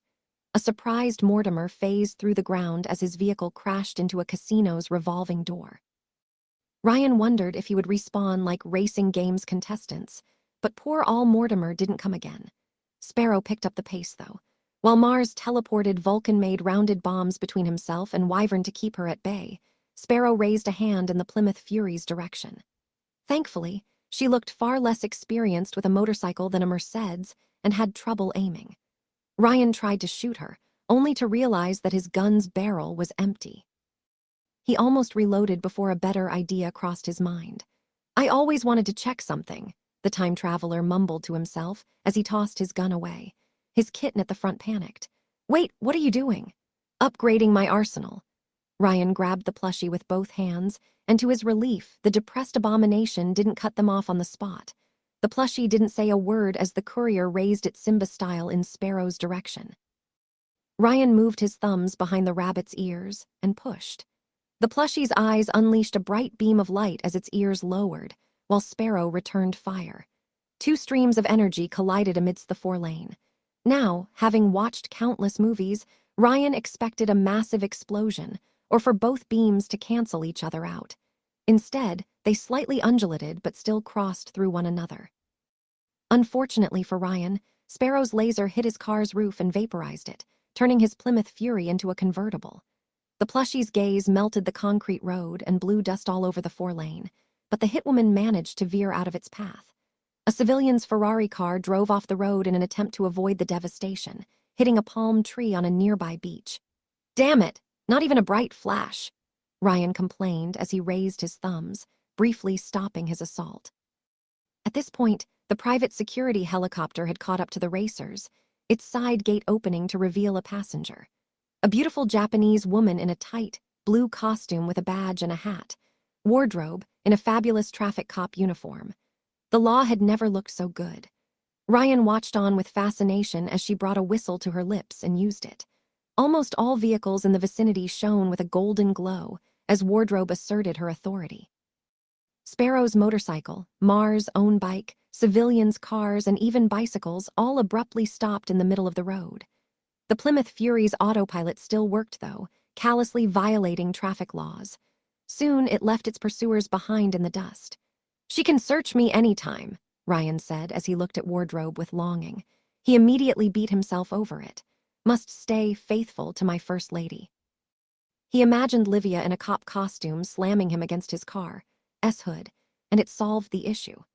Wyvern immediately fell down on the Auguste like a falcon on doves, barring their way. Sparrow took a tail swipe to chest and ended the race face first on the ground. Mars, meanwhile, leaped from his vehicle and switched his rocket launcher with a thermal lance. As he jumped within 10 meters of Wyvern, he immediately summoned bombs inside the dragon's throat, her neck expanding like a toad's. It didn't kill her. It didn't even behead her, as her throat contained the blast. If anything, Wyvern looked more pissed than hurt as flames came out of her maw and nostrils. Her enormous hand reached for Mars, the thermal lance snapping as it impacted her thick scales. Her claws almost closed on the Olympian, but a shockwave propelled him upward above the road and let him slip through his foe's grasp. Ryan watched on with confusion as the flying Mars materialized a shield while in midair beneath his feet. A new shockwave erupted around his boots, pushing both the genome and his shield into different directions.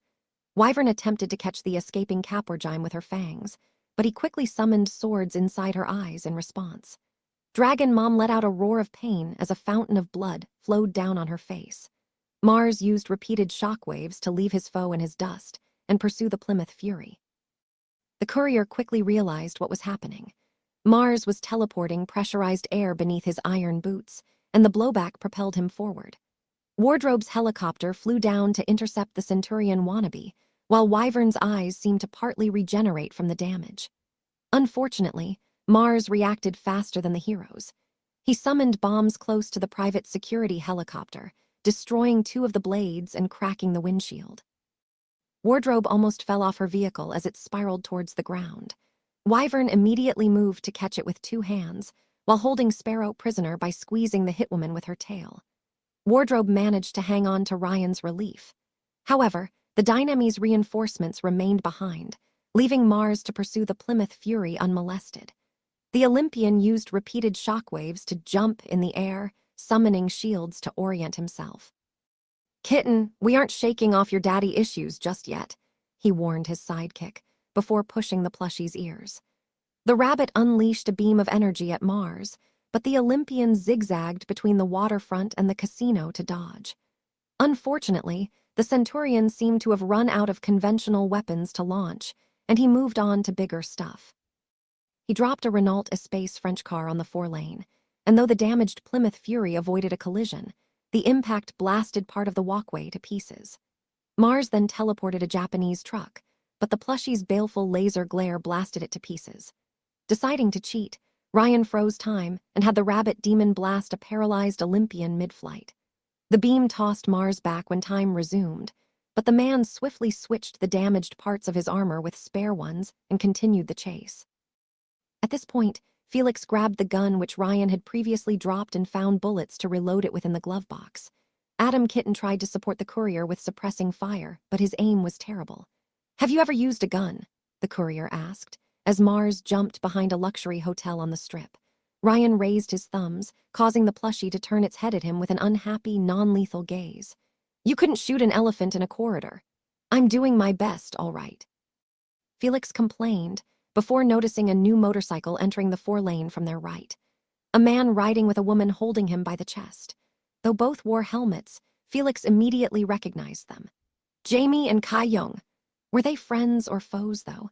Police sirens echoed as private security patrol Humvees passed by the Plymouth Fury on the other side of the lane, veering to avoid the burning Rex Mars left in his wake. Auguste guards in power armor emerged from the casinos to watch the chase, mesmerized. Both sides looked confused, perhaps due to a breakdown of communication from their hierarchy. In any case, it made the courier's task easier. By trying to keep the hit on Adam Cat relatively quiet, the Olympians had neglected to inform their mooks. Most were too confused to chase after Ryan and Felix, and it would take time for them to mobilize. Still, the duo needed to escape the city before Lightning Butt climbed down from his mountain and took things into his own hands. "Shorty!" Ryan shouted as Mars reappeared above them. "Shorty, I'm here!" Her voice came out of the chronoradio. Ryan glanced at the beach and to his relief noticed the tower of the Mecron submarine peeking above the water. "To your left!" Ryan quickly noticed a pleasure pier splitting the beach like a dagger, 300 meters from their location. 2 yachts were anchored on each side, sitting in the waters. "Put on your seatbelt," the courier ordered his sidekick as he moved back on the driver's seat and took over the wheel. The plushie sat on his lap. "I hope you love action movie sequences." Felix immediately understood what he had in mind. "We can't leave the city." "Trust me, kitten, it's for your sake," Ryan said, before focusing on the chrono radio and the road ahead. "Shorty, we'll jump from the pier in 2 minutes. Open the back." His second favorite cat didn't like the plan. "My sisters. One of them is a serial lottery winner and both are under Livia's protection," Ryan replied as Jamie's motorcycle slowly caught up to them. "They'll be fine." "You knew," Felix said, clenching his fists. "She saw this happen. It's another of her plans. One that involves sparing your L." Ryan didn't finish his sentence as Mars switched strategies. He launched 2 spiked chains more than 20 meters in length from his hands, each with a grappling hook at the end. One embedded itself in the car hood, the other in the trunk. The Olympian had harpooned the car like a whale. Ryan immediately froze time, lifted his plushie, and pushed the ears down. The wily rabbit raised its forepaws in excitement as it opened fire on the chain grappling the car hood. The beam melted the links, but time resumed before the courier could turn around and sever the second link. Mars landed on the ground while manifesting a shield beneath his feet, water skiing on the concrete. This slowed the Plymouth Fury considerably and gave the Olympian time to maneuver. "Kitten, blow the chain at the back," Ryan ordered as he hastily seized the driving wheel. The courier still had a short cooldown to take into account, and he didn't trust the autopilot to make a risky maneuver. "I'll try," Felix replied, moving to the car's back as the vehicle escaped the 4-lane and turned towards the pier. The hero tried to reach for the chain with one hand, but had to lower himself to avoid a flying knife from his father. Mars started to pull himself toward the Plymouth Fury, using both hands to move up the chain while launching small kitchen tools. He even attempted to target the car's wheels, but Ryan wisely had them reinforced against such tactics. Unfortunately, if Mars moved within 10 meters of the car, then he could manifest a weapon beneath the car and immobilize it. Ryan's car could take a lot of punishment, but it had its limits. Worse, Jamie and his girlfriend had outpaced their boss. The new Mercury had manifested a sword of shining red light in his hands and reached the Plymouth Fury's trunk. Felix looked at his old friend's visor while he raised his sword to cut him down. "Jamie," Ryan heard Felix whisper. "Don't, please." Jamie hesitated for a split second before he briefly glanced at his girlfriend behind him. She said something Ryan couldn't hear due to the wind in his face, but whatever it was, her fiancé reached a decision. Jamie's shining sword swiftly fell down, and Mars' chains snapped in half. The surprised Olympian lost control of his momentum and slipped off his shield, falling on his right leg with a sickening crack noise so loud that half of New Rome must have heard it. He rolled on the ground, but had the presence of mind to try and skewer Jamie. The rebellious Auguste managed to move his motorcycle safely to the left, right as metal spikes manifested where he used to be. Right as Mars finished his crash landing, rats emerged by the hundreds from manholes and the road's sewage system.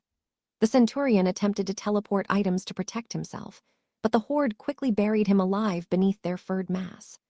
Jamie gave a shocked Felix a nod, and then fled in the city's direction while Ryan drove his car on the pier.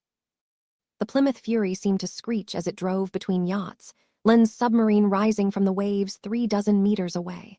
Metal plates opened on the colossal underwater vehicle's back, revealing a platform meant for transporting Mechron's mechs. Shorty waited on it, anxiously looking at her best friend with a water rifle in hands. They helped us," Adam Cat whispered to himself. "You should treat your true friends better," Ryan said, as they reached the pier's end. "Seatbelt." Felix hastily grabbed the one on the backseat, while the plushie kindly put on Ryan's seatbelt. The courier briefly froze time to calculate the right angle, before smashing the accelerator when it resumed. The Plymouth Fury reached the pier's edge and flew. Without a roof and most windows broken, Ryan took the sea wind in the face, while the plushie raised its forepaws in happiness. The courier immediately realized he wouldn't make it, as the distance between the submarine and the pier was too great. The yacht's windows shattered, the glass shards forming a flying landing ramp.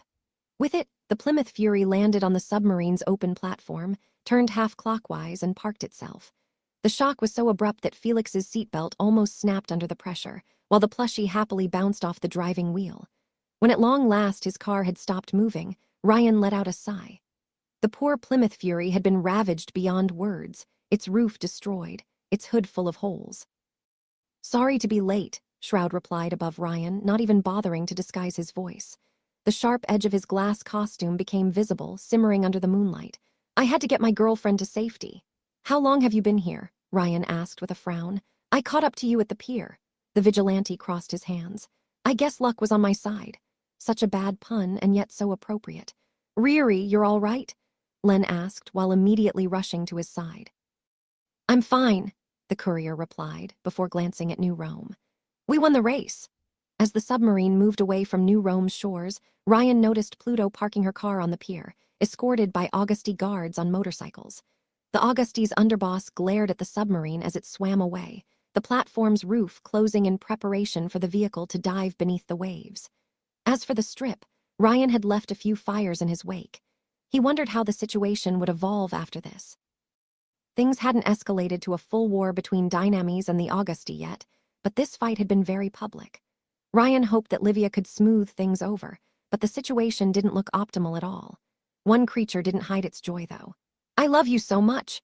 The plushie rose to its feet to observe the chaos, while the glow of the Strip's flames reflected in its soulless blue eyes. They kept shining even as the submarine's roof fully closed. Nothing better than mindless destruction to cure depression. Monaco's shores came into sight on the third day of travel. Sitting on a deck chair atop the submarine's tower, Ryan observed the scenery with a phone in hand. The Forbidden Land hadn't changed in the years since the courier last visited it. The city was all pristine and colorful, a nice cover for the horrors inside. Even after facing more than a dozen apocalypses, superpowered tyrants, and other horrors, this place still unsettled Ryan on a bone-deep level. Thankfully, though, it seemed Simon had followed through with his promise. Fences and spiked ditches walled up the city, preventing anyone from moving in from the land. A fireball patrolled the coast kilometers away from their location, looking for the submarine. "We're almost to France, darling," Ryan spoke on the phone, scratching Eugene Henry's back as the feline rested on his lap. The plushie played dead next to the courier's deck chair, the switch on its back turned off. "Do you want me to conquer it for you while I'm at it?" "I would rather that we do it together," Livia replied on the other end of the line. It had been 3 days since the chase in New Rome, and she hadn't managed to contact Ryan since then. The courier had felt immense relief at hearing her voice again. "But you can send me pictures of your trip. I can take a suggestive pose next to the Eiffel Tower to start with." Ryan's phone bleeped as Livia sent him a rather scandalous photo of herself. "My Felix is clearly too young to see this," the courier said. "That's 18+ material here. It's something to look forward to when we meet again." His girlfriend used a burner phone to contact him, ironically purchased from Dynames. Thankfully, their mobile system covered most of southern Europe. Livia had taken great pains so that nobody could track down the communication. "Thanks, Ryan." "It's nothing. I've saved more stray cats than men at this point." His girlfriend chuckled.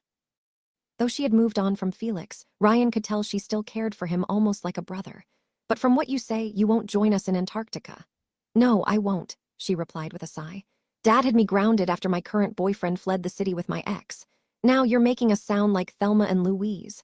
Ryan could almost see Livia squinting on the other end of the line. "Did you and Felix, in a past loop?" "No, but I wouldn't have minded." A short silence followed. "Are you imagining us?" "No," she lied before changing the subject. I miss you, Ryan. Things will be stressful in the following days, and I would rather have you by my side." "I will return," Ryan reassured her. "You're my first lady. I'm sticking to you through thick and thin." "I know you will," she replied warmly. "But things don't look good on my end. The firefight with Dynames put everyone on edge. Mars and Venus won't accuse me openly of treachery, but they strongly suspect it. My father blames them for failing to catch Felix, and even if he remains cautious, Hector Manata is considering calling back his son Alphonse from Sicily. From Dynames' point of view, our family is on the verge of a civil war, and with the loss of the Bliss factory, this could be a golden opportunity to decisively end us. Tensions are at an all-time high. Enough for the two organizations to go to war. I will try to prevent a confrontation." The keyword being try. "But you should send me the updated mind scans as soon as you can." He would. The duo had wisely made a brain map of Livia before the Augusty dinner, so something could be salvaged in case the loop went wrong. What about Lucky Girl and her younger sister? Ryan asked. Livia let out a sigh. Dad has Fortuna and Narcinia under close surveillance, but they will get off lightly. They are shaken, obviously. No kidding. Felix himself had spent the whole trip brooding in his cabin, still trying to process the fact that his own parents had tried to murder him. That was your plan? Ryan asked. That they see their own parents try to murder Felix, and that we carry this awful memory through time. I cannot make plans around you, Ryan, which is part of your charm. Livia chuckled to herself, but there was no joy in it, only sadness. I can make previsions and try to adapt to your actions. I wanted to save Felix's life first and foremost. Everything else. Livia took a deep breath before continuing. It's hard, Ryan. Children don't often see their parents' dark side. Or rather, we don't want to see them until we have no choice. It took me time to understand what my father was.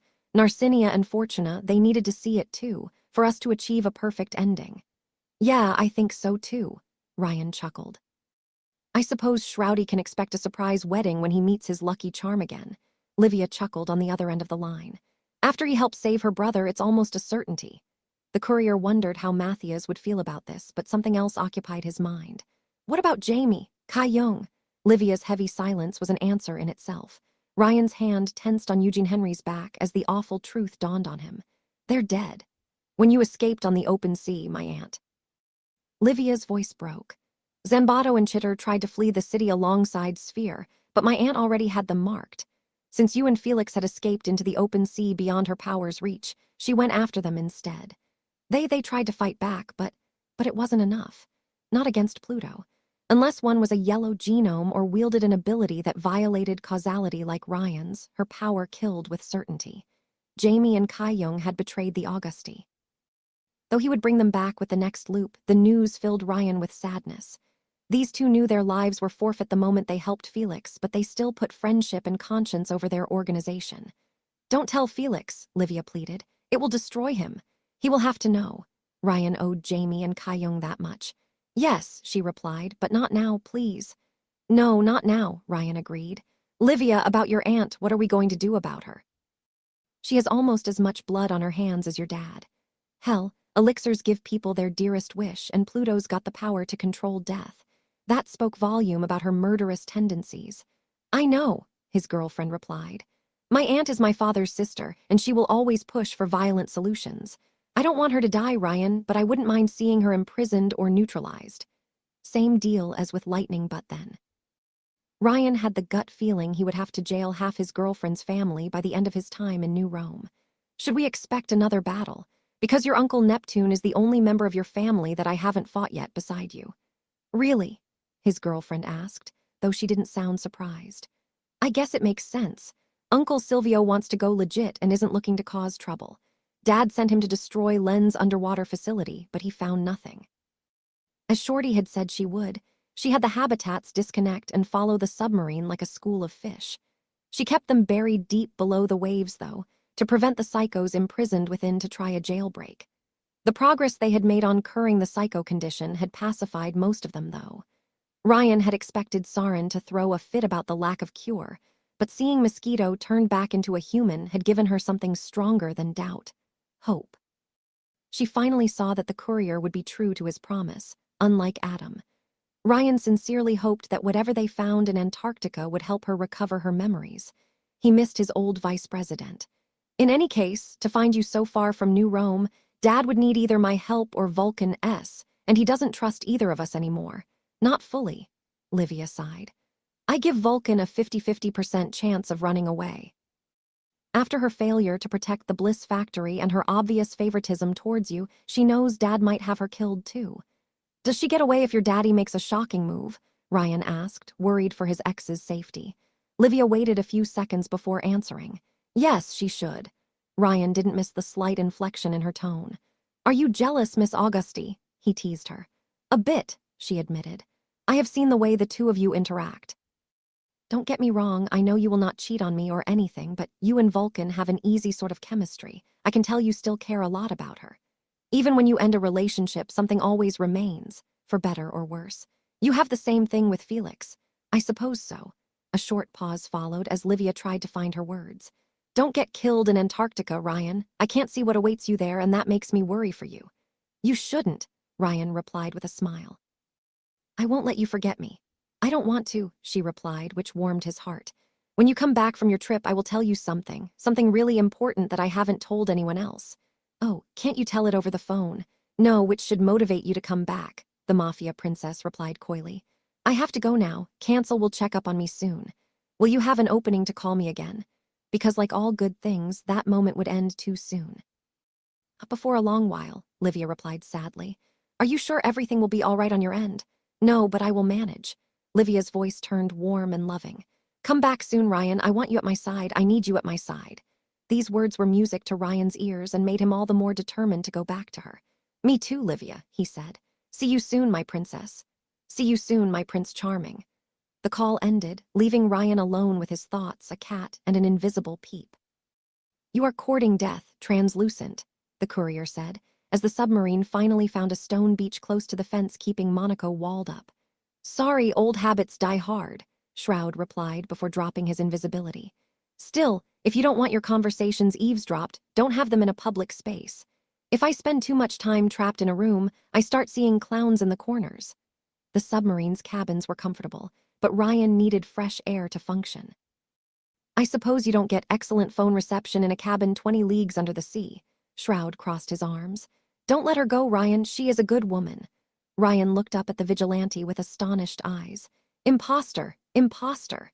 He pointed an accusing finger at the transparent hero, while Eugene Henry hissed. What have you done to the real Matthias? When the facts prove me wrong, I change my mind, he replied with a shrug. She is not her father's daughter, and when you speak to her, your smiles turn genuine. It gets me thinking. Have you changed your mind about another girl, too? Ryan asked coyly. Shroud looked at the fireball above Monaco. Fortuna is a better person than I thought, he admitted. Watching her stand up to Mars to save her brother seemed to have the same effect on Matthias as it did on Ryan. Even if I do not keep my memories, make sure I understand that by the time I settle things. That was the plan. In truth, the disaster with Felix had taught Ryan something very important, namely, that lightning butt would jump at any excuse to have Felix executed. For the courier to minimize casualties, he needed to take down the superpowered mob boss, factory, and organization in quick succession. Ryan had the gut feeling his perfect run would be a speedy one. In any case, they had reached their current destination. The submarine docked along a pier of rock, and its presence quickly caught the locals' attention. A military jeep drove on the stone beach from the hills near Monaco, driven by a familiar face. Simon had gained a few years since Ryan last saw him, but he remained a colossus built like Mr. Universe. While forced to use scavenged American football pads in Monaco, the soldier had upgraded his equipment to a pre-last Easter military suit, including a reinforced vest, night goggles, a helmet, and a host of pistols, grenades, and other weapons. He still kept his trusty old shotgun and pointed it at the submarine's crew before recognizing Ryan. Petit Riddle, Simon said while stepping down from his car. Nom de Dieu, what are you doing here? I've come to conquer France. Ryan replied as he rose from his seat, carrying Eugene Henry in his arms. Where is your white flag? Simon responded by opening fire, the bullet moving within an inch of Ryan's face.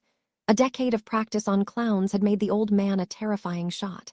He could have blown the courier's skull if he had wanted to. You were saying, the old soldier asked. You aren't messing with any France here, Petit Riddle. You're messing with the Sixth Republic's France. Careful, Ryan. I have French ancestry, too, Shroud said with a joking tone. That would explain your propensity for turning invisible in the thick of battle, Ryan replied, though he knew France had won twice the battles than it had lost. The courier leapt from the submarine's tower to land on the shore, Simon still pointing his gun at him. Will you accept a Jean-Paul Sartre book as an apology? Mayhaps, I have half his stuff already, Simon replied, before lowering his weapon. Instead of slaying Ryan where he stood, he kindly patted him on the back. Good to see you again, friend. Time flies by. If only he knew. From his point of view, they hadn't met in around 3 years, but Ryan had seen centuries pass. Yet Monaco had a special place in his heart. For all its horrors, the place and the people the courier met within made him the man he was today. Who is this, some kind of windshield ad? Simon asked, as Shroud landed on the shore. Matthias let out a sigh, removing his helmet to reveal the man underneath. Never heard that one before. My name is Matthias Martel. Oh, a fellow Frenchman. Simon's voice softened up, clearly happy to meet with a lost countryman. You're welcome to settle here if you wish. We need people to man my fence and keep people out. Got some help from a fiery genome, but he will move out soon. Ryan's eyes wandered to the fence outside Monaco and at the fiery figure overseeing the area from above.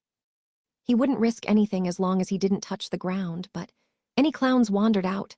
The courier asked. No, but some idiots always try to climb up the fence. Simon snickered. Nobody succeeded on my watch, but I'm tempted to let them. I mean, if they still insist on going to that cursed place after all the warnings, then it's just natural selection at work. We, Shroud said, while Len and little Sarah climbed out of the submarine behind them. You said we needed people to help with the fence. Yeah, we've got a network of communities springing up around the coast. We're trying to recreate a new French government by linking settlements, starting with the coast. Simon glanced at Ryan. Martine is in the running for the role of president. Never thought I would see that day coming. She would be perfect for the job, Ryan said. That woman, though lacking powers, had managed to keep the Suitstone community functioning while they were trapped in Monaco. If anyone could rebuild France, it was her. The courier waved a hand at Len and Sarah. Simon, this is Commissar Len and the Communist Youth. Len, Sarah, this is Sheriff Simon. Len, the girl you were looking for. Simon nodded at Len, who shyly smiled. Yeah, she looks like a lefty all right. I like to read Engels, though. I have all his texts, Len said while nodding. I'm happy to make your acquaintance, Mr. Simon. You're old, little Sarah said, whistling at Simon. I've never met someone that old. A steady diet of shrimp sharpens the body and mind, Simon replied with a shrug. If Monaco couldn't kill him, nothing would, except smoke and alcoholism. I had a granddaughter your age once. That takes me back. Do you like kids? Ryan asked mirthfully. Orphaned kids. Do I look like a priest to you? Simon deadpanned, causing Matthias to snort. Well, the only one I've met in Italy yet is dealing drugs, Ryan said with a shrug. We're going to a dangerous place, and we're looking for someone to keep the kids while we're away. Simon snickered. A place more dangerous than this one. We planned to make a stop at the Canaries and get some sunburns, but we didn't have the budget for a full holiday, Ryan explained. Even if he could turn back time, the possibility of a war between Dynames and the Augusti threatened to destroy New Rome and key resources. So we settled for a winter vacation in Antarctica. I would have chosen the Canaries. Simon crossed his arms. Where in Antarctica? Station Orpheon, Len replied. As Ryan expected, his old friend didn't look surprised. You know about it, Mr. Simon. I worked for the French Direction du Renseignement Militaire back when we had a bureaucracy, Simon replied. I heard the story. I thought it was abandoned after the head scientist went mad. Apparently not, Matthias replied. We believe the alchemist turned it into a base. Wouldn't surprise me. Fools and monsters flock to cursed places. I speak from experience. Simon looked down on Sarah. Do you know how to fight, little girl? Little Sarah responded by bringing a gun from beneath her skirt and pointing it at the older man. Wanna try me? She asked. Sarah, Len forced the unruly child to lower her weapon. How many times will I have to tell you? Don't point a weapon at strangers. This only amused Simon. Your posture isn't right, little girl, and you should aim from the stomach. Never seen anyone survive with a hole there. The soldier turned at Ryan. I'll run your daycare, yeah, and teach that kid how to aim right too. I've got bigger guns at home. You do? Sarah asked, suddenly excited. Yeah, military stuff. Simon smiled at Ryan. Glad to see you've made friends, P-Tit Riddle. Last time I saw you, you were driving into the sunset all sad and lonely, searching for that girlfriend of yours. Now you look halfway happy. Len bit her lower lip in embarrassment while Ryan looked at the skies above them. Things change, he replied. I still have the Thus Spoke Zarathustra book you gave me. Did it help? Simon asked with a hint of concern. I thought it was appropriate in your case, eternal recurrence and all. It helped, though it took me a while to understand and learn the lessons within, Ryan admitted, Eugene Henry meowing in his arms. You knew, didn't you? Simon responded with a shrug. All I know is that I know nothing. He had figured it out before anyone else, and he wasn't even a gamer. Know what? Little Sarah asked, frowning at the older people around her. I want to know. Maybe one day, sweetie, Len replied kindly. Anyway, I've taken residence in a ghost town nearby, Simon said. I've got a wine cellar and non-alcoholic beverages for the little Spitfire. Want to get a drink before you go skiing, my treat? Depends. Ryan turned to Shroud. How far is the sun from setting? Look up and see for yourself, he replied. Ryan did so and noticed a bright point crossing the skies. The light point that oversaw Monaco descended on the beach, a fiery figure of light and goodness. Little Sarah looked up in astonishment. Is that an angel? Something like that, Ryan thought, as the fiery being landed on the ground and melted stone beneath his feet. Shroud, Leo Sunshine Hargraves said. You called for reinforcements. When you go to the coldest place on Earth, you better bring the sun. Snow, snow, everywhere. Antarctica was a land of ice without end. A white expanse of glaciers, frozen mountains, and plains so white that sunlight made them almost blinding to look at. It was utterly silent, too. The few penguins and wildlife living on the continent nested along the coasts, and left the continent's interior utterly lifeless. Clad in the Saturn armor, Ryan flew above the frozen wasteland with only Leo Hargraves for company. The courier remembered making a stop in Scandinavia and later Greenland during one of his lengthiest fetch quests, but the South Pole remained a mystery to him. Have you found anything? Len asked him through the telecom. Winter is coming, Ryan replied ominously, as he and Sunshine flew over a tall glacier. Riri, you've been repeating that each time I call you.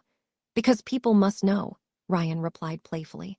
I mostly see snow, but on the plus side, I haven't seen any mosquitoes. Well, except the one we keep in storage. No wonder he never visited this place, there was nothing to do. I am highly disappointed. The courier shrugged off a layer of frost forming on his armored arms. I expected an ancient civilization buried beneath the snow, or maybe a mad scientist's base. What about the armor's readings?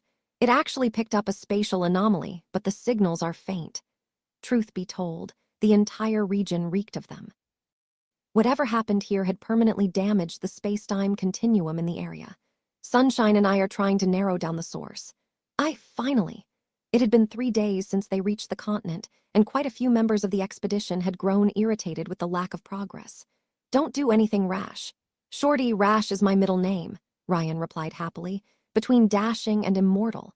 Sunshine must have heard him, because the living sun looked over his shoulder. Witty comes to mind too, he said. Witty is my son, amusing my daughter, Ryan replied, as he turned left after his armor picked up a stronger signal. Leo Hargraves quickly followed. By the way, Sunshine, how is it you're not melting the whole place with your mere presence? I can control my own gravity and heat. The superhero observed Ryan closely, his shining gaze both warm and intimidating. Do you want to shed light on some unresolved issues, my stargazing friend? Though they had traveled together for a few days, the carnival leader had remained surprisingly quiet so far.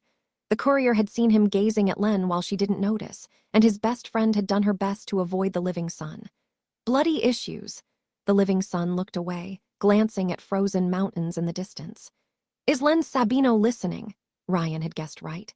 Shorty, the sun wants to dial you. I'm listening, she replied after a brief, intense silence with Ryan putting on the loudspeaker. I wish to apologize on my team's behalf, Sunshine said. To the both of you, what happened 4 years ago wasn't your brightest day, Ryan sighed. Believe me, it could have gone a lot worse, and you apologized already, at least to me. In a previous loop, Hargraves asked. So you believe us? Ryan asked. The living sun hadn't broached the subject since they set off from Monaco. I admit I find Shroud's story difficult to believe, but I have seen many things in my life that I once thought impossible. Leo Hargraves, light seemed to dim for a brief instant. You are within your right to hate us, and I would perfectly understand. I want to say that my teammates only followed my directions, and that I made the call that day. If you wish to blame someone, it is I. Len let the words sink in for a moment before answering. Did you know who he used to be? That we were with him? Yes, Sunshine admitted. I know Freddie Sabino was a good man and that he traveled with his children. Then why? She asked, though her voice didn't break. Ryan could tell that the subject remained painful for her, but not as much as it used to be. Why did you come after him? Why didn't you try to heal him? Your genius could have helped, or at least tried. We didn't think curing him was even possible, Sunshine admitted, and time was not in our favor. You predicted that he would cause a disaster, Ryan said, remembering his conversation with Shroud at the loop's beginning. Yes. Sunshine seemed to hesitate about saying something, but eventually mustered the courage to.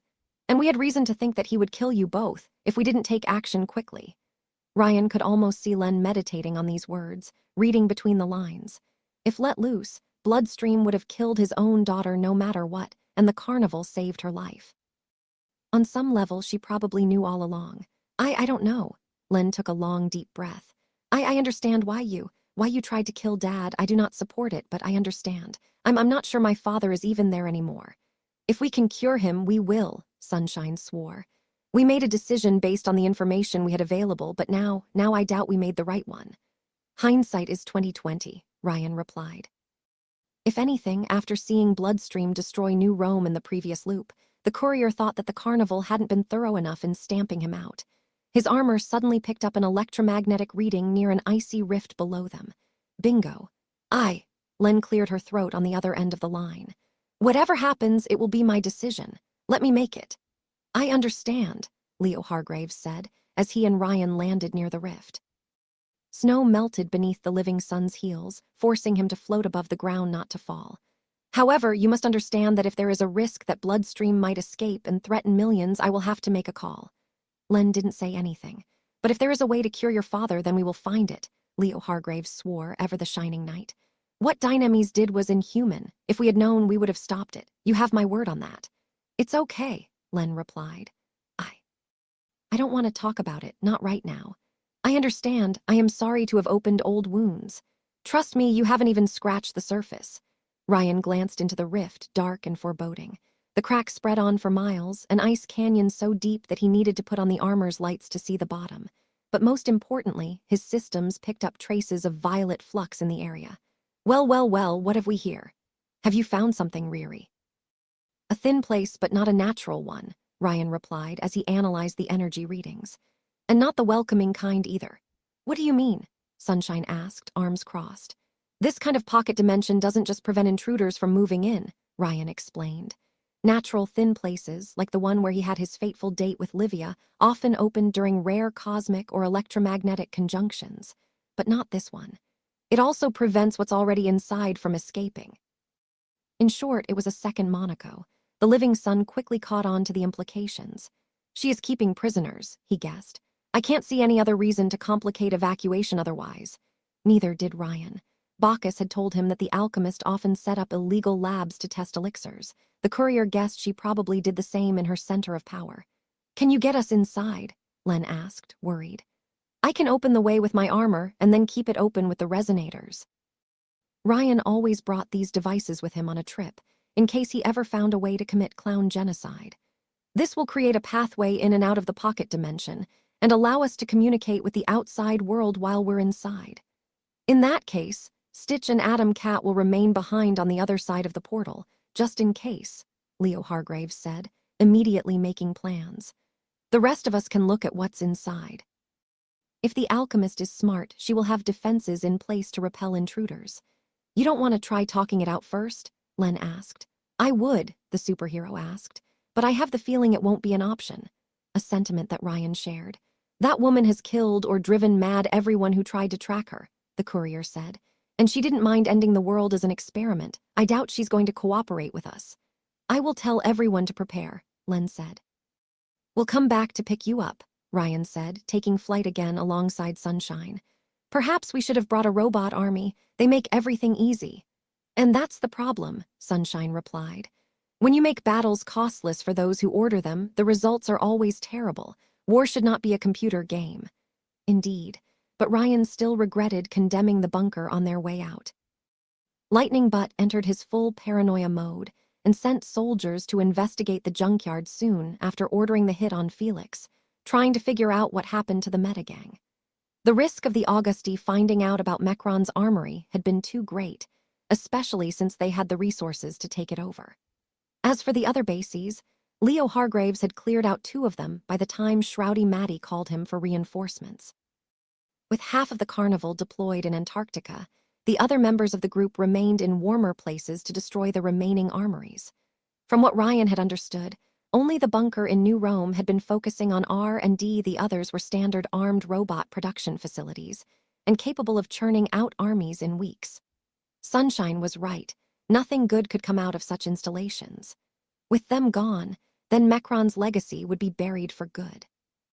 Gotta admit, I'm a bit surprised you agreed to join this side quest, Ryan told his companion. A quest, like a medieval one? Leo asked before shrugging.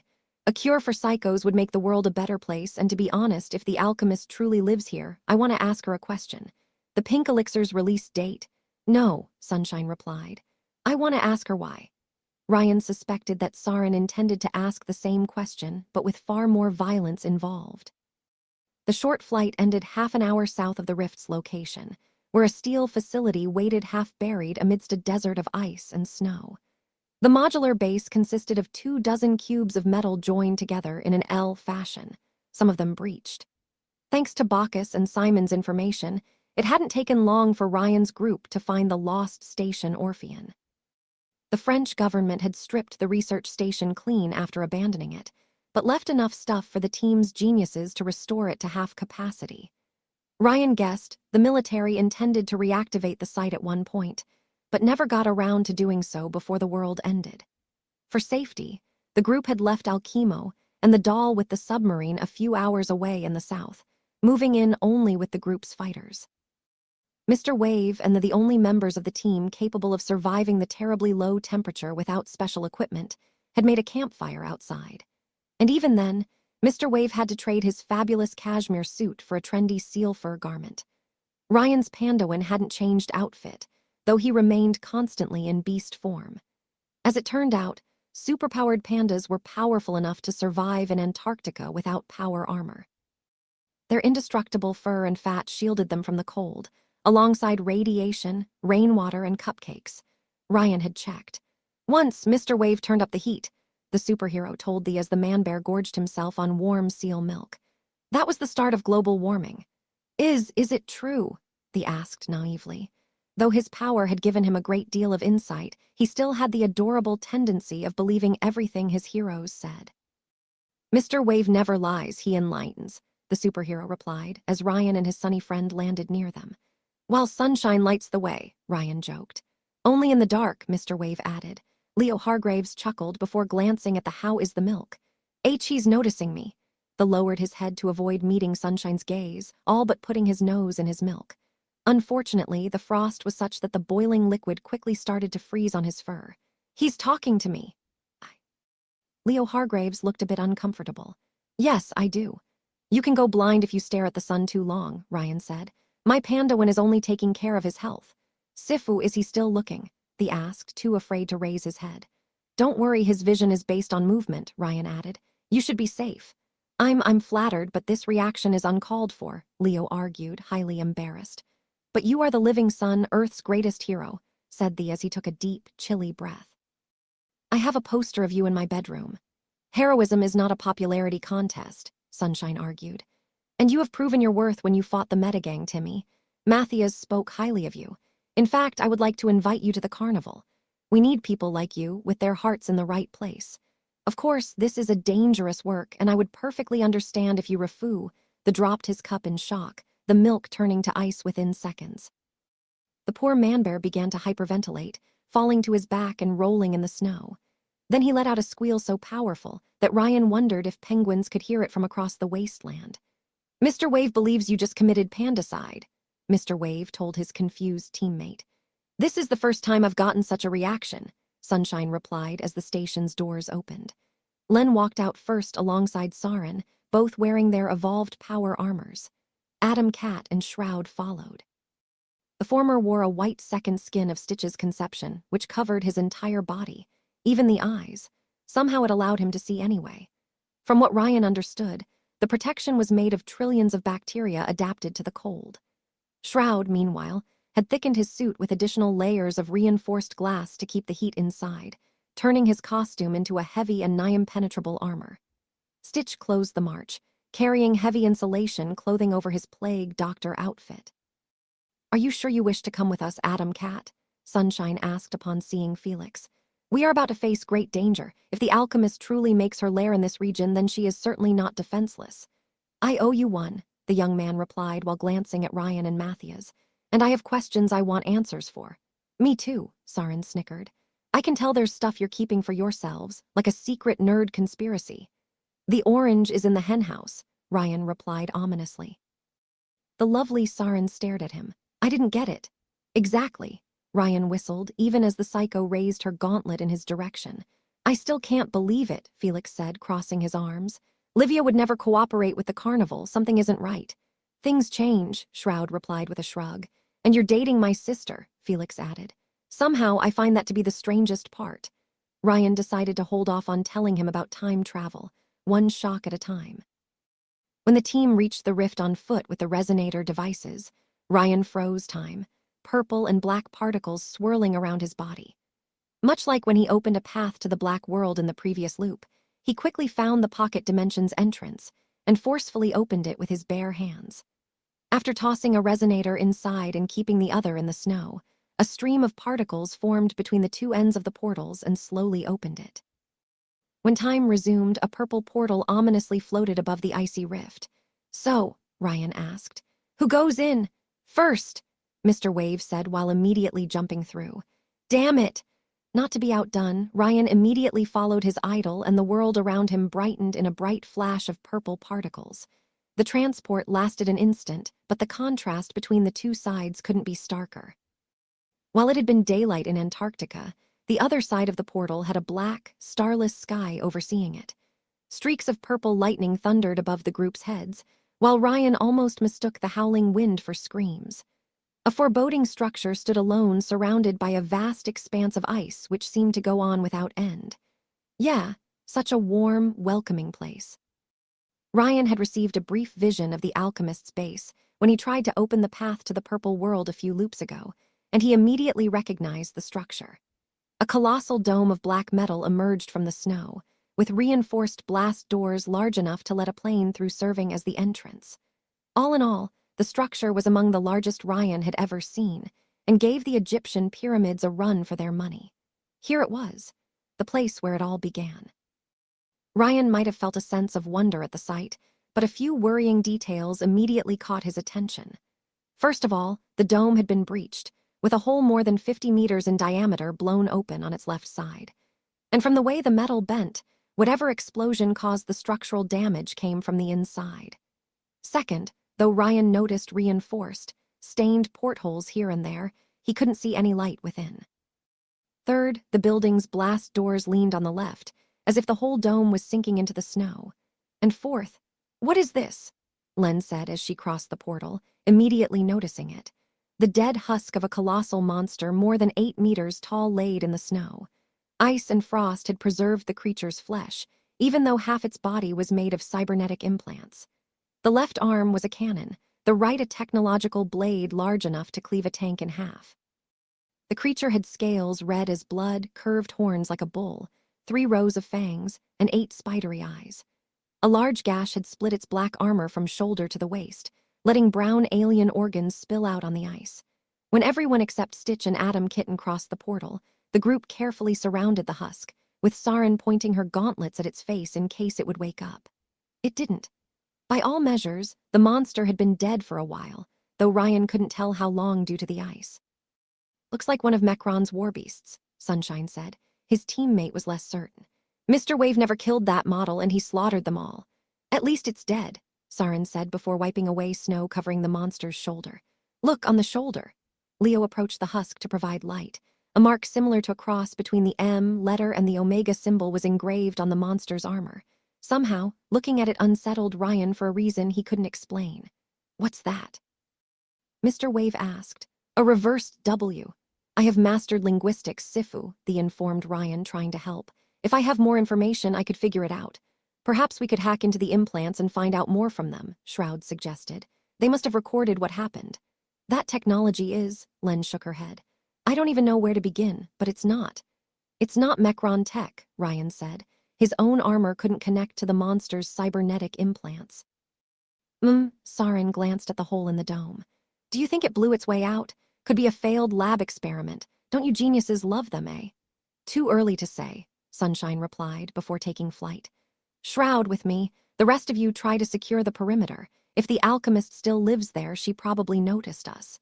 The group spread around the portal to secure it, finding the remains of old defensive turrets either broken or buried in the ice.